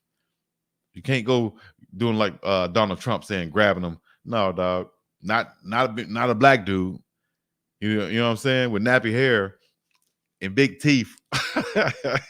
You cannot be grabbing on nobody or talking to nobody any type of way.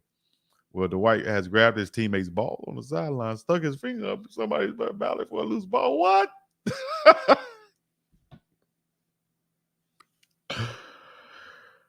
Oh, man, y'all, wow. We don't have those at B-more. New Orleans, oh, man. Who has the best food? I said on this podcast before that New Orleans has the best food in the world. It has some of the best food in the world. Cuisines overall in the world. But let's just keep it in the nation. Top food areas. Of course, the South with soul food. That meaning like Alabama, Mississippi, Georgia. You feel me? That's the soul food area. South Carolina in that too. Soul food area, right? Soul food, New Orleans food, cuisines. Okay, Northeast seafood is in there. Fresh Pacific seafood is in there. Mexican dishes. You know what I'm saying? Latin food is in there. Come on, dog. What? I like Indian food. I like Thai food. Not all of it, but Seattle has great seafood too. That's what I was thinking. So I was wondering, how did I get sick up there, dog? Tell him, Chico, Stephen A was out of pocket with that comment. Wasn't he, man? That was wild. I was surprised he kept going with it. He went into detail. Oh, Dwight Howard, and he walked into the house, and the guy said he walked in too, and he noticed. Why are you going into the man's house and bedroom and stuff? What does that have to do with basketball? It ain't got nothing to do with basketball, though. Y'all just trying to go. Now that's going for clicks. That's clickbait. That's shock jockish. That's just talking smack on a platform on a soapbox because you got it. You know what I'm saying? Dwight on Mel Tucker time. Man, all right. See, those allegations about Mel Tucker, that ain't even true. Now that man got to deal with that for the rest of his life. People cracking jokes. And the woman probably tried to hit on him, is what he was saying. That's terrible. Neurotoxic shellfish poisoning caused by red tide. I don't know what it was, but it knocked me out like a Mike Tyson punch. You feel me? I was out of there. We don't care. Y'all talking about zesty stuff. Chill out. Talk ball. Ask a question about ball. I'm answering questions right now. We're talking about what's in the chat right now. You got a problem with it? Put your question in the chat. Let's talk about it. Dog Kitty gonna get you. Who's Kitty? I got $100 on Colorado and 100 for the parlay. All right. Shout out parlay. Trump is wild and wrong for that. Colorado and Florida. New Orleans got some fire food for sure. The Gulf Coast, New Orleans, downtown Chicago got some good eateries also. Virginia got the best underrated football players. Yeah, they got some ballers out there too. Shouts out. Houston. New Orleans. Whoa, New Orleans representing. Salute, Lando. Wine. Germany with the sausages. Man, I don't know. I ain't with it. I ain't with the schnausages and the sausages out there that they have. All the schnitzels and the things that they have out there in Germany, man. And I used to live in Austria. I played football in Austria. We played in Germany. One of my best buds, I got him to we tried to get him playing Austria, but he ended up playing in Germany. So shouts out to Dusseldorf. But no, I wasn't with the food too much out there in Austria. They eat a lot of salami, a lot of different meats and fats and stuff like that. I wasn't with it. I used to eat the KFC tasted different out there. I used to eat Subway, ate some McDonald's here and there. They had this Asian restaurant right by my house. I used to smash right by my flat, should I say, out in Jakominiplex, where I used to live in Austria. But I used to eat a variety of foods. Oh, the pasta was really good out there in Austria. Shouts out to them. They used to make the pasta kind of specialty. I used to say, put some shrimp in my red pasta sometimes. They'd do it. I said, okay, can you put salmon in my pasta? They'll do it. I'm like, damn, I'm eating salmon and shrimp pasta out this thing, boy. Chilling. And we used to eat free. Downtown Chicago, best food. Downtown Chicago has the best food? I know they're known for pizzas. What else they're known for in Chicago? Italian dishes, I'm sure. Be more. We got that mumbo sauce. All right. Not like the song Kansas City Barbecue. All right, for sure. Legal side hustle.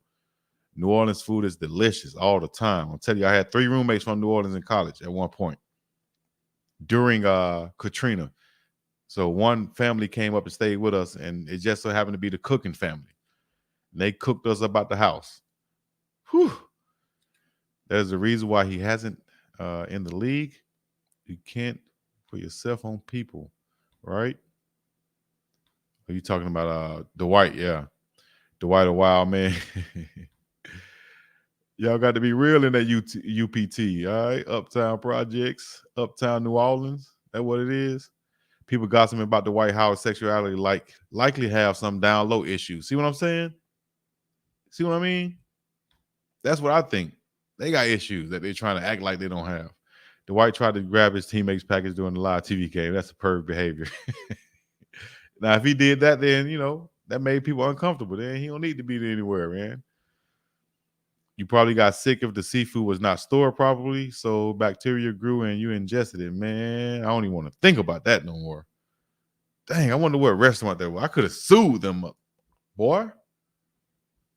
Could have sued them, man. 500 on CU. It's to get us off the war that's about to happen. Oh, man. Peace in the Middle East, as I always say. Peace upon the Middle East. And when I say Middle East, that's for everybody. Peace in the world. In the world, Craig. Why is your offensive coordinator not using plays he ran at Kent State? And why he only run one formation? Turkey Leg Hut in Houston. Shouts out to you guys. Y'all come be a sponsor of the show, man. Turkey Leg Hut in Houston. Much love. With black-owned business out there in Houston, Texas. I want to get me some of them. Pause on the sausage for sure.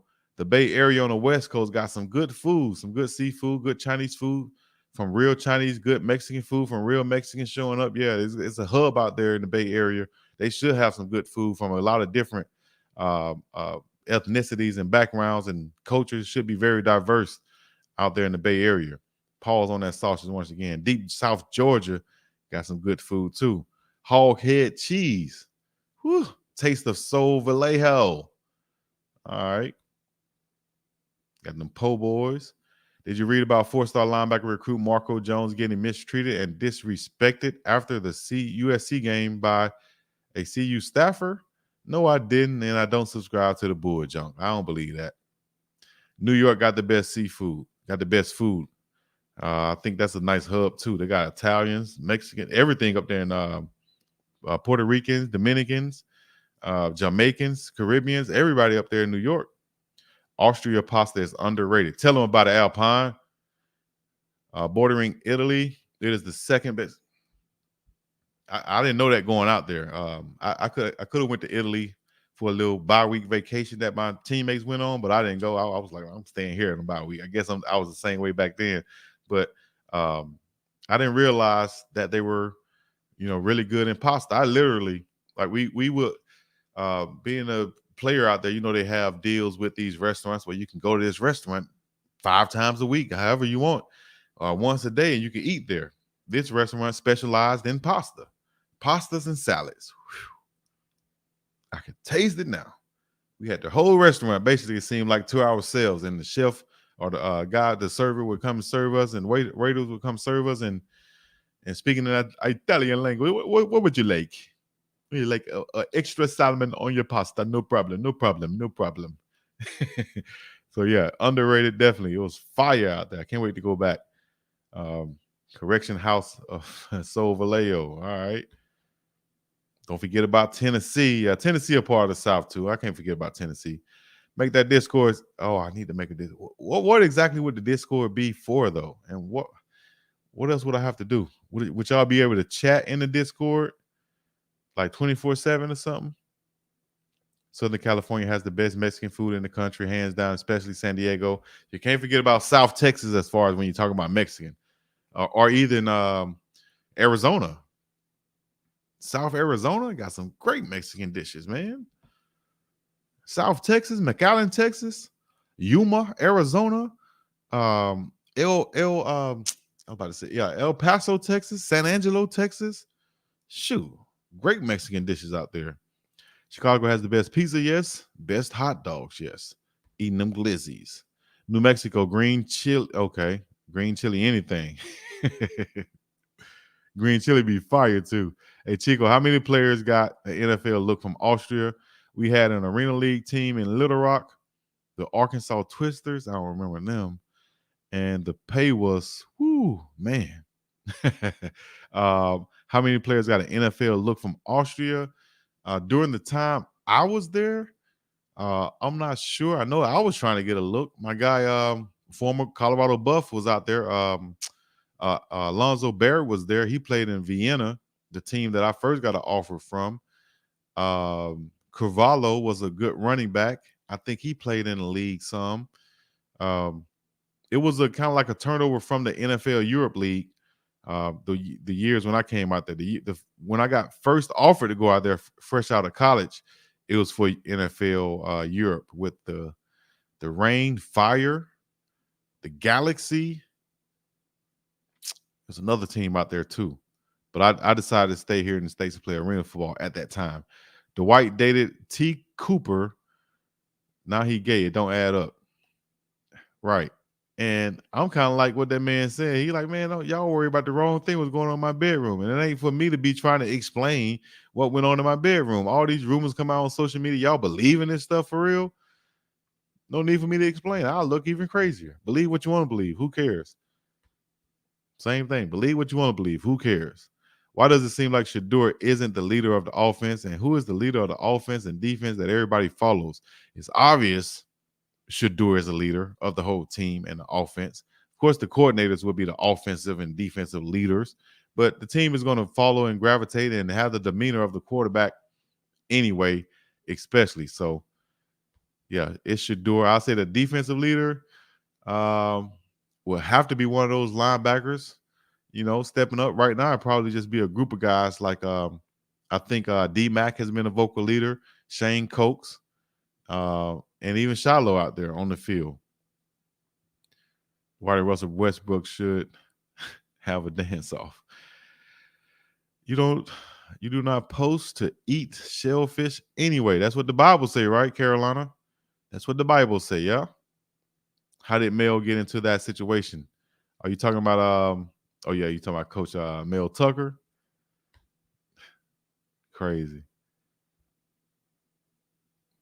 Didn't know you were on.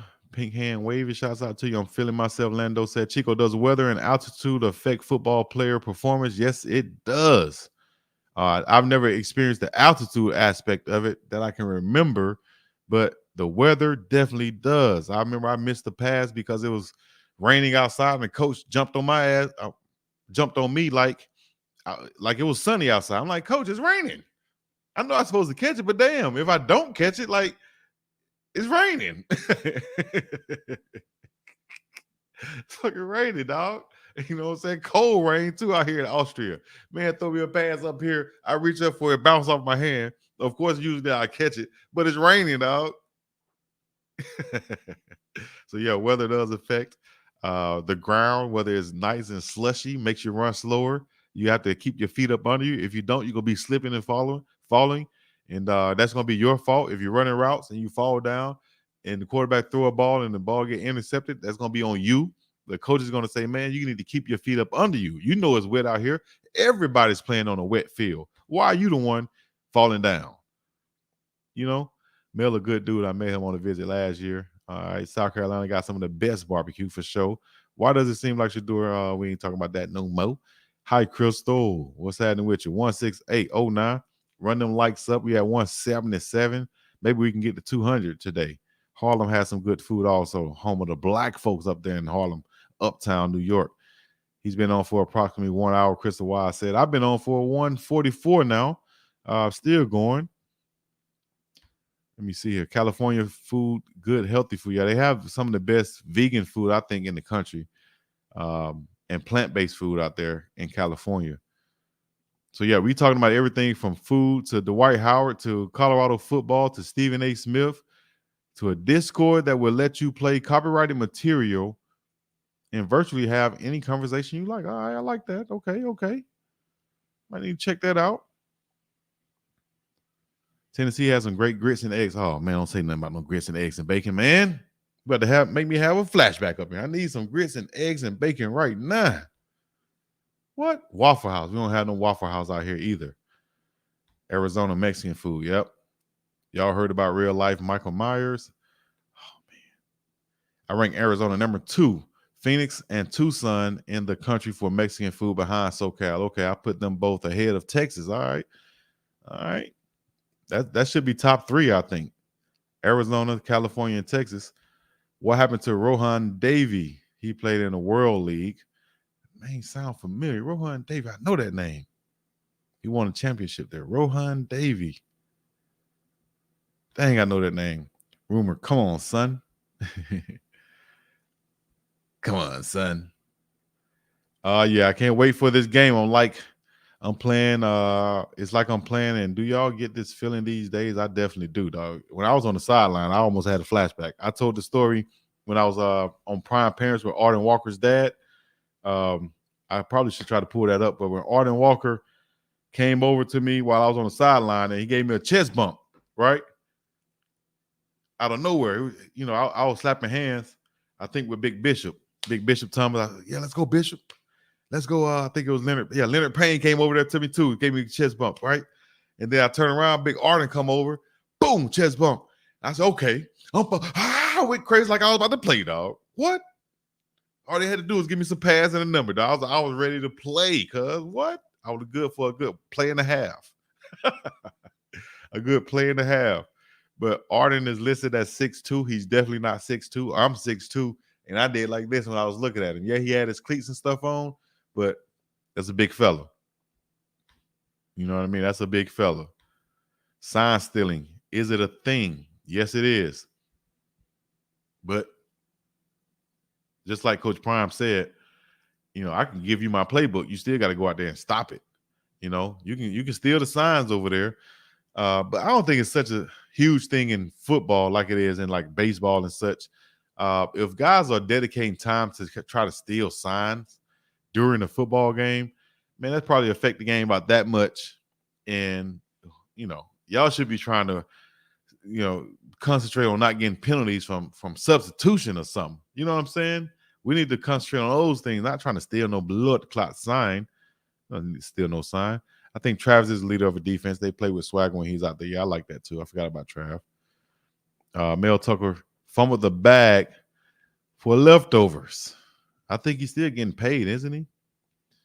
Did you ski in Austria? Heck no. I watched skiing, but I did not ski. My thing about skiing is I'm like, you don't know what's under the snow. You could be hitting a patch of nothing, just fall straight down, you know, in a hole or something. Now you covered in snow. I ain't with it. Y'all can have that. All that thrill-seeking stuff. I'm cool with it. I'm cool with it. Playing football was my thrill-seeking, time of my life. You feel what I'm saying? Nah, dog. Going skiing down a hill, down a mountain, on a bed of snow, an avalanche can come. You can hit a tree going down. I'm good. I'm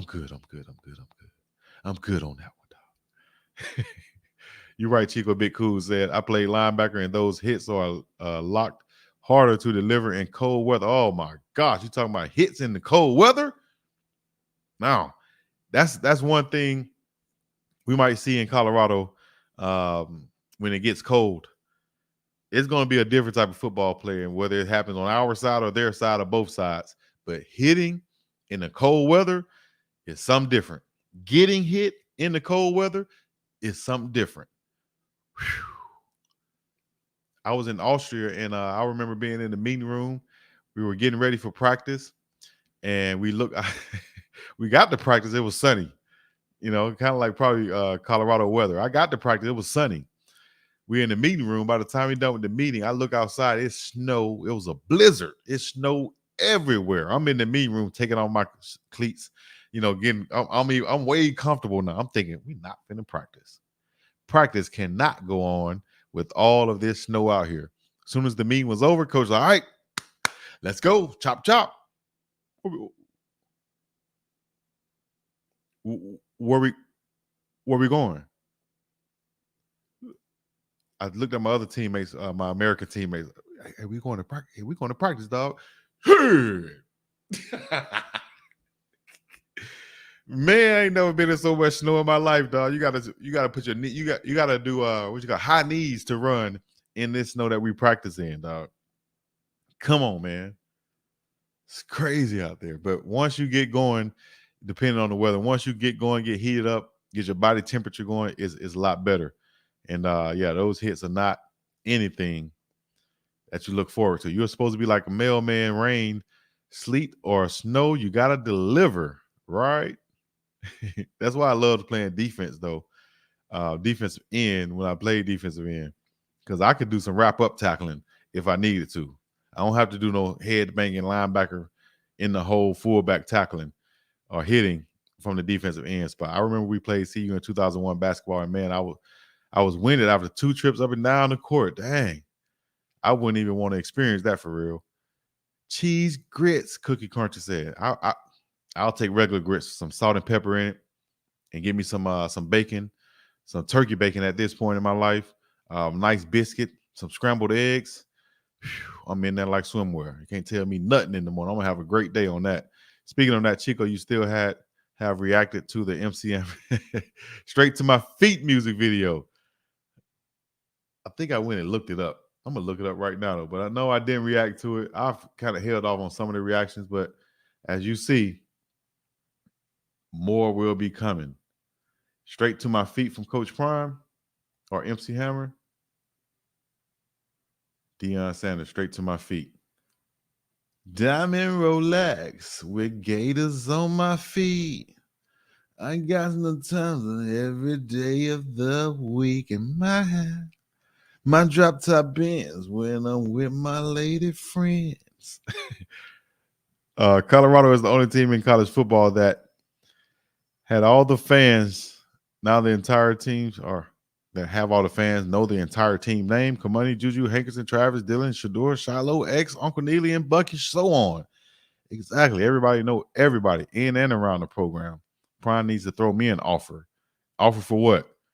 LSU QB Jermaine King said, why am I getting ready to fix some grits, eggs, and bacon and biscuits? That's what I'm talking about. Rohan, QB Rohan Davey. I'm tripping, dog. I remember big Rohan Davey, dog. What? Now I say it and I think about it. Now, oh man, big what? A baller. Man, big black Rohan, man. Come on, dog.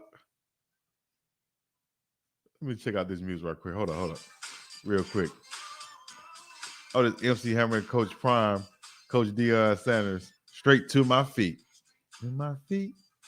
It sounds like one of those songs that used to be on the soundtrack, the Mo Money soundtrack back in the day, or Keenan Ivory Wayans movie or something. Straight to DVD movie.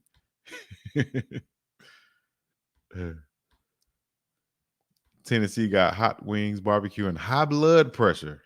You feel me? Same thing for Alabama. I saw a fried Oreo at a fair in Alabama. At a what they call them? Where y'all from? We call them fairs in Alabama, like amusement parks or theme parks, something like that. The mobile ones. They had some fried Oreos, dog. That's diabetes and heart attack in one.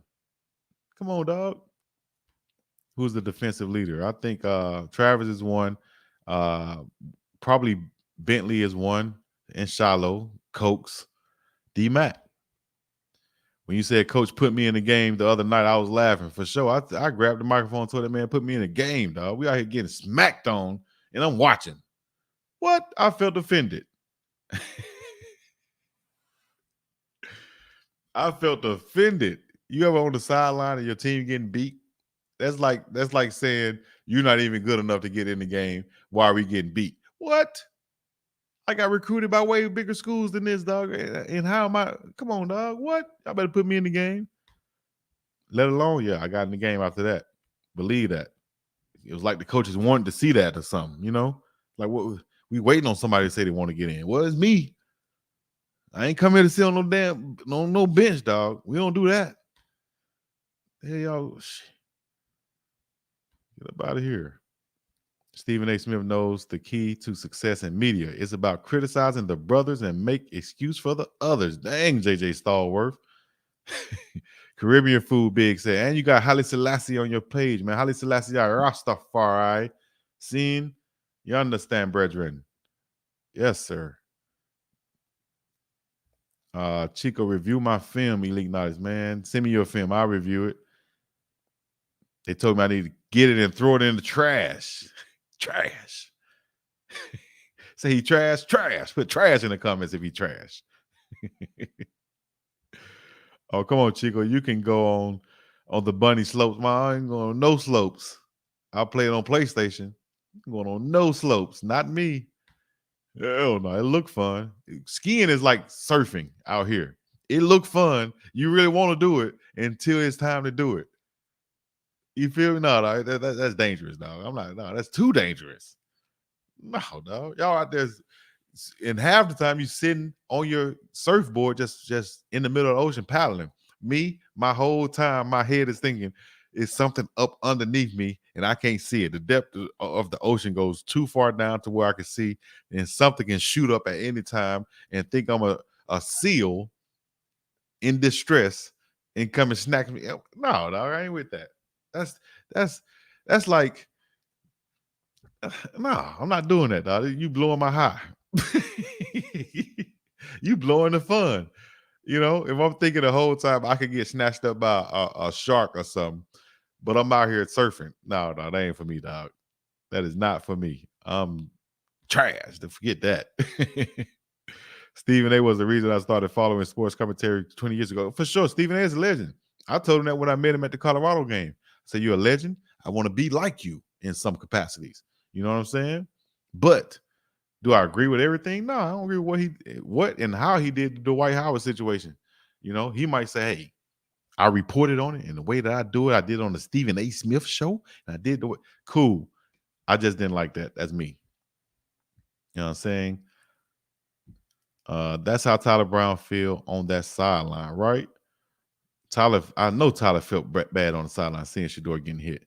I just tried a fried Oreo this weekend. Pretty good. Come on, Carolina. Man, we got another midnight game again. Straight up. Mo Money. What y'all know about Mo Money back in the day? That Street Fighter movie was terrible. Trash, right? I didn't even watch that. Stacey Dash. Where Stacey Dash come from?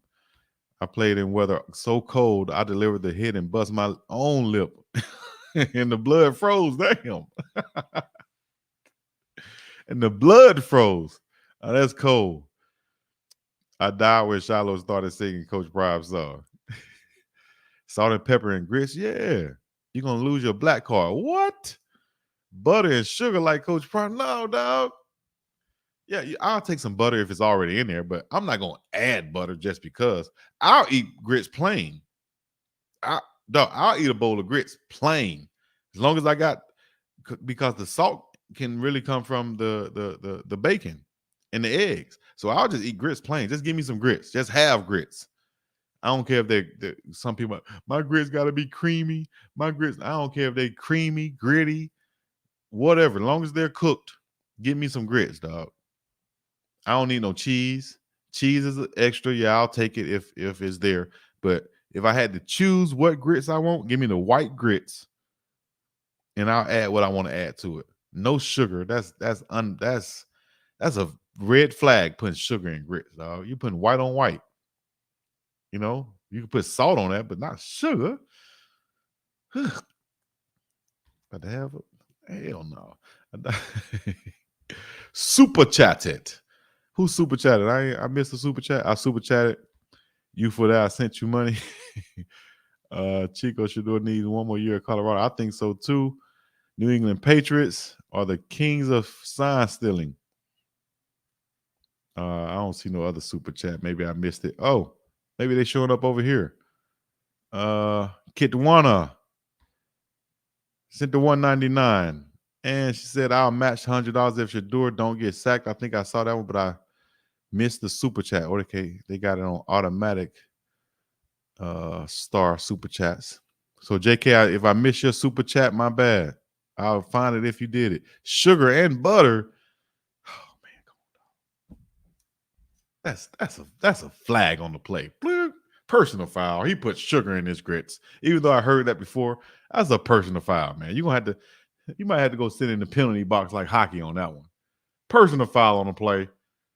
Number 15, Alpine Garage Sports wants sugar upon his grits. Get him out of here, Bob.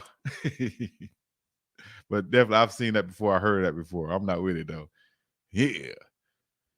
What you talking about? What you talking about, Willis? Sugar and butter. Y'all is sugar and butter, man. Yeah. What you know about that pumps and the bumps? Pumps and the bumps. We like the girls with the pumps and the bumps.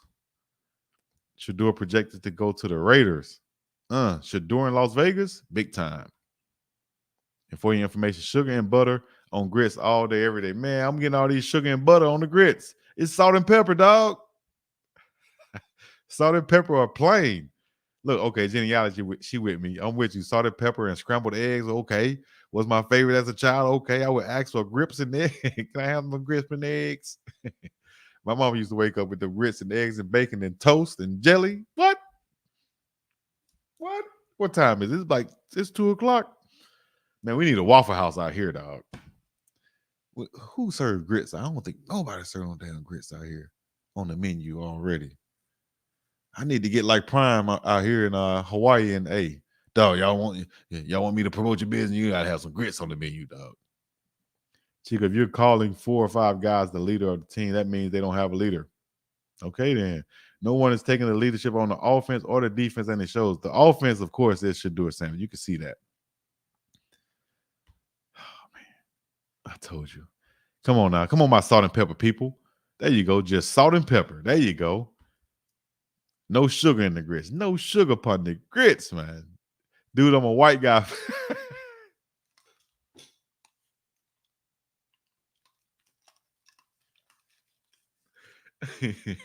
Black, white, whatever, dog.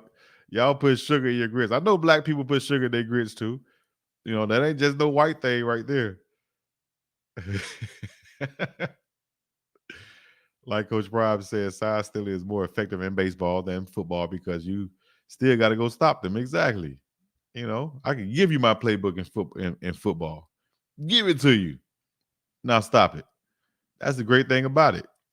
Sugar and butter on the grits is so good. Oh man. I'm telling you, y'all gonna make me go buy me some right there on point. Just put sugar in your Jiffy cornbread. Nah, if I put any sugar in my Jiffy cornbread, it's gonna be brown sugar. Brown sugar. Put some brown sugar or some honey on my cornbread, but then that's not even a necessity either. That's just like putting icing on the cake. I can eat my cornbread plain, give me some black eyed peas. Okay, now we get into some real food now. What y'all eating with your cornbread? Black eyed peas, collard greens, cabbage. Whoo, your boy getting hungry up in here. I used to eat just the sides sometime on Sunday meals. I don't even need the fried chicken. Just give me the sides. I want some cornbread, multiple pieces, collard greens, black eyed peas, the homemade ones, the real peas, not the ones out the can, the real peas that you got to sit and boil for the longest. What else I said? Some cabbage. What else go with cornbread, dog? Man, come on, man. Come on, man. I'm getting hungry up in here. Some real down south black food. Hog maws in the corn in the collard greens. You know what I'm talking about? Hog maws in there. Sugar on cornbread is outrageous, right? And not just any jelly, not just any type of jelly, not just any type of jelly. Smuckers, not Welch's, Smuckers. You got to have that Smuckers jelly. Chico, Coach Brian going to get you for the sugar and the grit slander, dog. No, dog. Me and Coach Brian, we can argue about that all day if you want to talk about some good grits. I'm a grits connoisseur. You understand me? I need to have me a show called Grits and It's. Sugar and butter in Indiana. No, dog. Shrimp and grits. Oh my gosh, no sugar. That's what I'm talking about. Whew. Shrimp and grits. I ain't hear about that till later on because that's a little bit more fancy. I didn't hear about fish and grits until I went to my uncle's house. My auntie and uncle house stayed the night and woke up and they made some fish and grits. I was like, fish? Fried fish for breakfast? What? What are you doing? I'll sit mine to the side and eat it later with a fish sandwich. I want me some grits, bacon, and eggs. Unc, what you doing with these fish? Then I even found out when I got here to Hawaii that they don't eat the grits, they eat rice.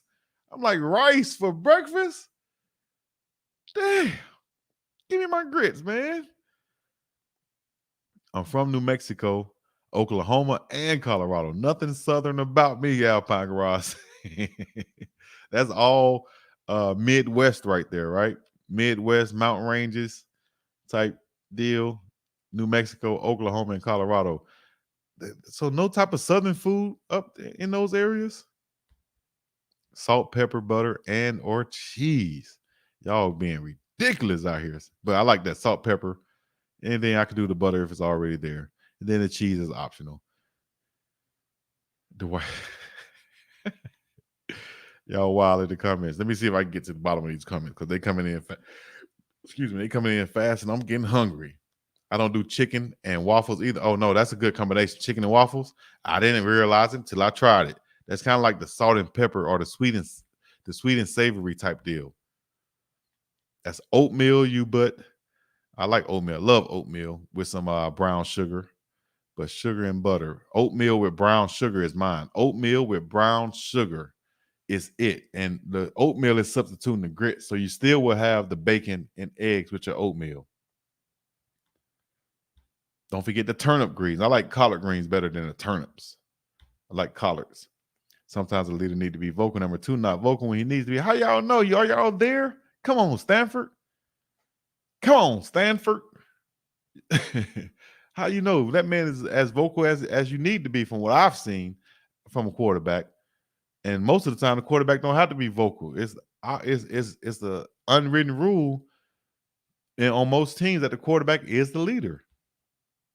Remember when Juju came from ASU? He did not play in that game. I think he had a bad attitude for that game, and coach would not let him play. He has been in the doghouse ever since. I think him and Bishop probably had an issue too. That's why neither one of them didn't play. Wonder what happened. Now I'm with you, big dog. The sides with the cornbread. That's what I'm talking about. I don't even need no meats on sometimes. I need those sides. Smashing the macaroni and cheese too. Iski in there like swimwear. I was going to say turnip greens, mustard greens. Yes, Chico. Collards, cabbage, fried chicken, cornbread, etc. Yep. We in there, Patricia. Oh, nah. Thanksgiving coming soon too. Oh, birthday is Sunday. Is going down. Tell me what I need to eat for my birthday, man. Tell me what I need to go eat for my birthday. Oh, yeah. Lando. Good job, Lando. Good job, Lando. Them butter beans. What? Them lima beans? What? Fire with cornbread and hot sauce. Man, I need to look up soul food places out here in Hawaii. One of them is too expensive, so I'm not going to go there. But there got to be another soul food place out here in Hawaii I'm going to hit up. But the soul food places out here be like fake soul food places. Well, man, be from way up north somewhere. He got a soul food specialty place. And I go there and the cornbread tastes like cardboard. How your cornbread tastes like cardboard, dog? Where you from? You ain't from the South talking about you got a Southern eatery. People go anywhere and set up anything. I guess I need to have me an Italian place out here and serve me some Italian specialties pizza and Greek people. You know what I'm saying? Come on, dog. Y'all doing way too much. Get some real soul food out here. Why don't Coach Prime emphasize the fight song more? How do you know he don't? They sung the fight song after the win at home. Matt McChesney was there too, and a bunch of other former Buffs. He need to be on them about that fight song like Mr. Clark from Lean On Me. Cornbread got to have buttermilk on and butter. Nah, I ain't with a butter. I'm not really a buttermilk guy. My wife converted me sugar with a touch of farina with the grit. Man, you doing way too much now. Tell you where your wife from by doing you that, Pastor Corey. Lando, yes, sugar in the Jiffy cornbread is a must. I used to do it, but that's way too much. White beans, yes, white beans. Oh, and the smoked turkey. Oh.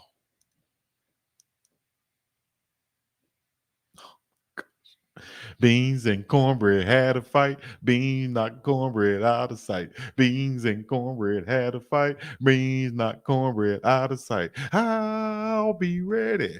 I'll be ready to start a fight. Dun, dun, dun, dun, dun, dun, dun. Y'all remember that commercial? Beans and cornbread, man. Beans and cornbread had a fight.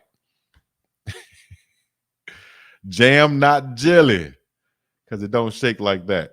Peanut butter and jelly is my favorite all-time dish in the world. Peanut butter and jelly. It could be the crunchy peanut butter. It could be the creamy peanut butter. It could be strawberry jelly. It could be strawberry jam. It could be grape jelly or grape jam. It could be guava jelly like they have out here or whatever. I'm eating it as long as I got me some.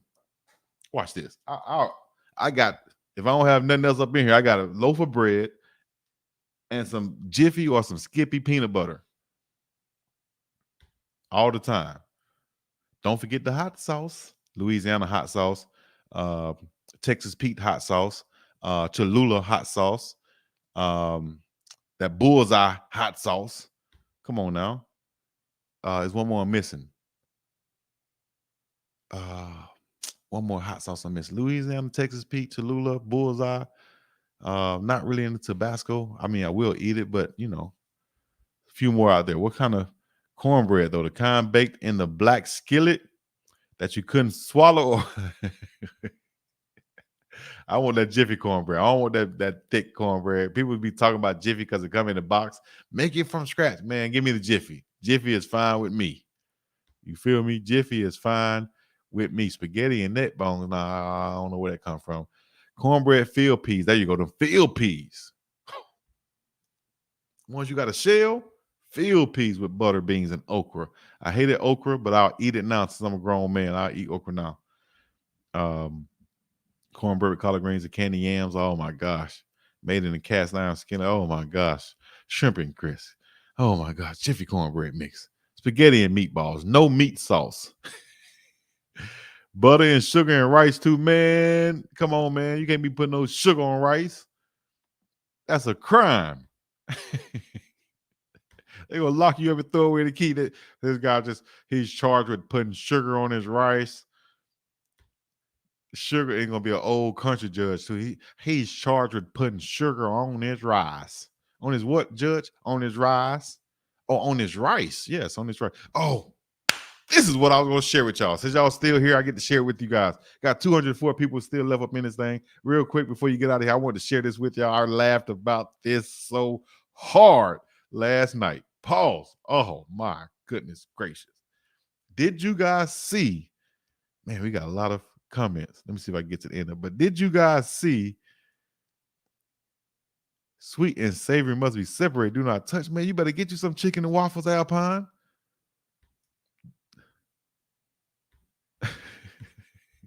Did you guys see Big Perk mispronounced the word monotonous, right? They had a word. It was like, Perk, here's your word of the day. And they put the word on the screen. And Big Perk said, and the word of the day is monotonous. What? Monotonous? And they laughed at it and said, monotonous? Oh, yeah, monotonous. He said monotonous, dog. Get out of here, man. Red Rooster hot sauce. Okay, I can do the Red Rooster. Sugar and rice out of sight. Collard greens with side cha-cha, Alabama style. Collard greens with side cha-cha. What's cha-cha? In UK, we call people like Chico Charvas. What? What is people like Chico? The hell you mean people like Chico? Sugar and rice is crazy, right? Yo, Big Dog, what's happening? Jungle Brother 09. Big Dog, when see you gonna draft some cheerleaders. Spaghetti and fried fish. I can see that going together. I can see that. Franks and hot sauce.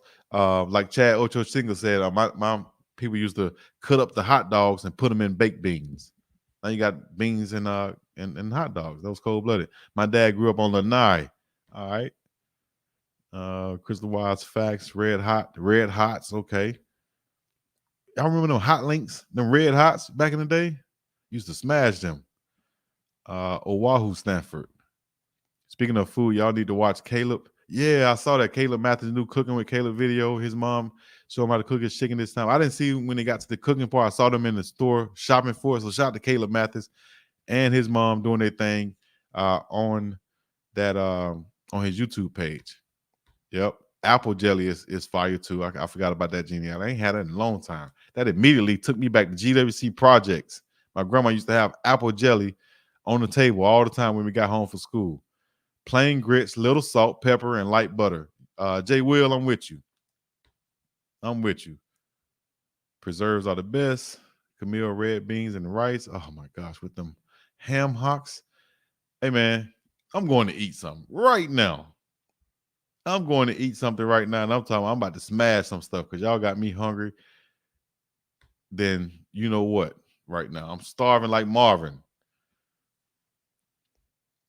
Starving like Marvin. And I ain't talking about ham.